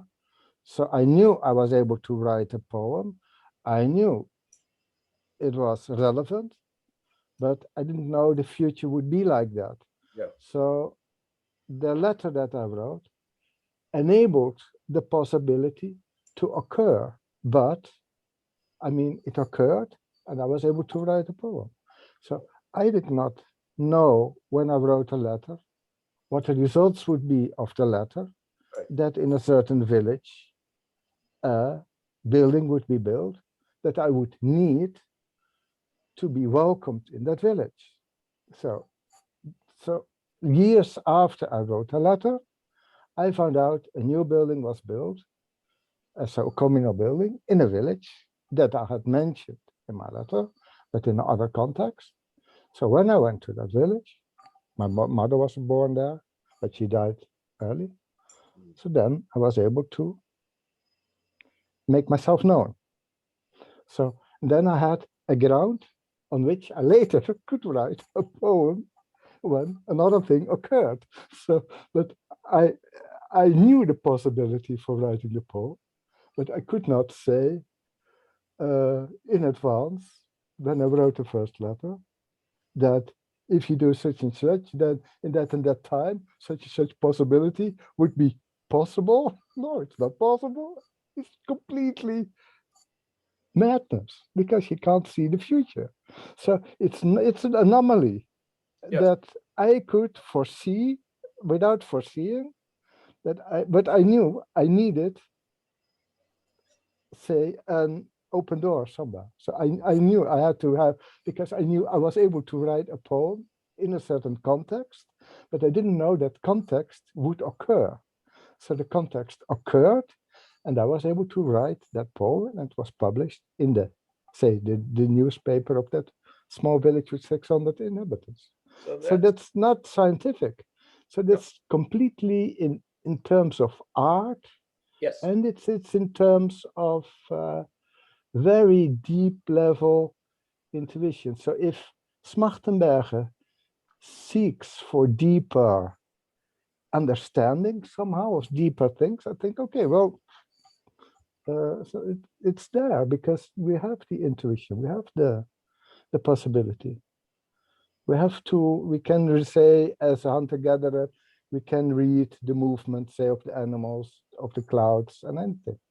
So we have this ability, but it's the woo element. So it's not, I could not know that, say, 2004, 2012. So I could not foresee that 8 years after writing a letter, a possibility would open up that would enable me to show what was not not revealed in the letter in 2004, but which I knew could be revealed if, etc. So much if thens, but the will to open up the possibility happened. So when building was there, I went to that village, and they asked, can the board of the village, can they come together? So I just asked them, please come together. Even then, the possibility did not occur yet. So there's a later thought, how come I dared to ask these people in that village? Okay, they knew me because, not me, but my mother. Then how was I able to, how did I dare? Because I can't see the future. But then again, it was because of opening a possibility for writing a letter and publishing, writing a poem and publishing the poem. But at that moment, I could not say, I have gathered you because 4 years from now, there will be something happening that will enable me to publish a poem in your newspaper. So it's complete madness, you see. It is not scientific, but nonetheless, it is scientific because there is a inner security is hidden. So but it was not a reading. So it was not, the security was not, it's not a security in terms of truth and so much different. It's not security in terms of I'm confident or something. That's the value of art. Art can be, if art's done well, it can be provocative but not threatening. Very often things are provocative and also threatening, but art is just art. So you can go watch a movie or not watch a movie, and movie can be provocative, but it's just a movie. It's fiction. It's just a present, it's just a drama, but it's not real life. And I think that's the power of art, is you can be provocative and make people think, but without it being threatening. But for me, the problem is how to foresee without foreseeing and being confident, then daring things while knowing it is necessary for things that might happen in the future, while not having any certainty of such to happen. Just say, okay, there is a possibility, and if I don't do such and such, this possibility will not be possible anymore. So it's opening possibilities of such a specific kind that it cannot be explained, because then it's too intangible. Leonardo da Vinci imagined the possibility of a machine called a helicopter. Yeah, It but took- he it took didn't hundreds of name did. years. So the question is, how then he revealed it. So, and then for me, it was not revealable. So it's so deep that it's not, could not be revealed.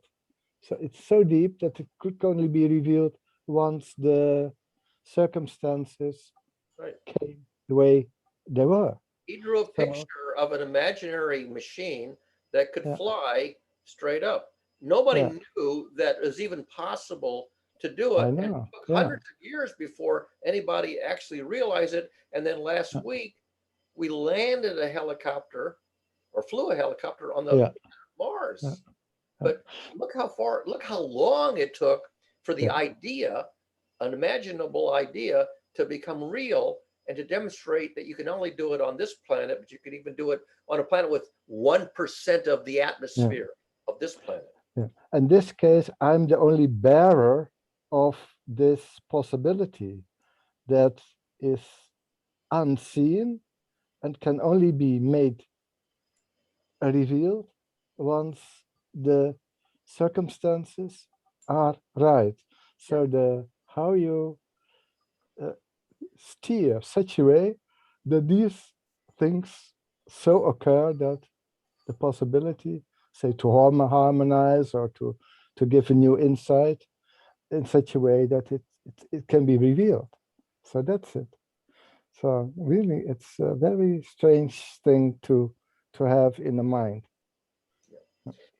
Well, I have another story, but that comes later. But it's the same kind of intuitive security, certainty. It's actually that cannot be revealed only if circumstances are right. yeah, In I was others, yeah. So, Well, and this this is is not right. about Da Vinci, because Da Vinci had, say, the reality in his communication. So he was able to reveal it. You He could was draw able pictures. to. He could reveal it because it was technical. It was and for me, it was the circumstances in the society, some physical things, some psychological things, some say reference to a past, and so this. Yeah.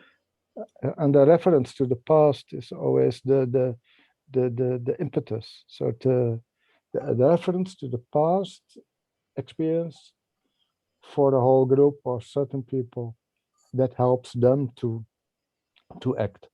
You know what else Leonardo did, which was if he had gotten caught, he'd have been hanged for it. He developed anatomy.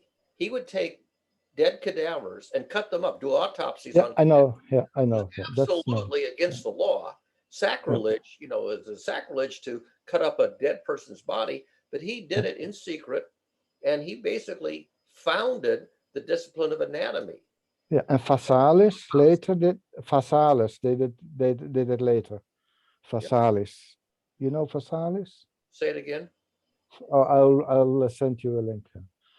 Phasalis. I have to write it down here. I think I'm not I write it down in the chat. Yeah. Because if I speak Dutch. Phasalis. No, I don't recognize this name. You don't know this. Okay, I'll check. He did anatomy too. So he did also some research on the way. Was it legal? Yeah. And Phasalis also was illegal possibly, but he also made research on how the inner things work. Yeah. They used to think the brain was like a radiator, a heat radiator. And they had no idea what the heart did. It's 3 hours already, so must we I think stop? we should end so that Sam doesn't have to deal with It is 3 hours. How much do we have? 4 hours? It's 2 o'clock here. And what is it? 7 o'clock? No, 7 o'clock where you live. So it's 3 hours already. So You it's know, okay. let's break. I want to have lunch and I want to go outside and take a walk in the day before the afternoon is gone. So I think we'll stop here and. All right, you muted yourself, but I think I know what you're saying. You know, you muted yourself. So I'm going to say It's okay. bye-bye. So the whole life, it's okay. But we'll see later. Take care. Bye-bye.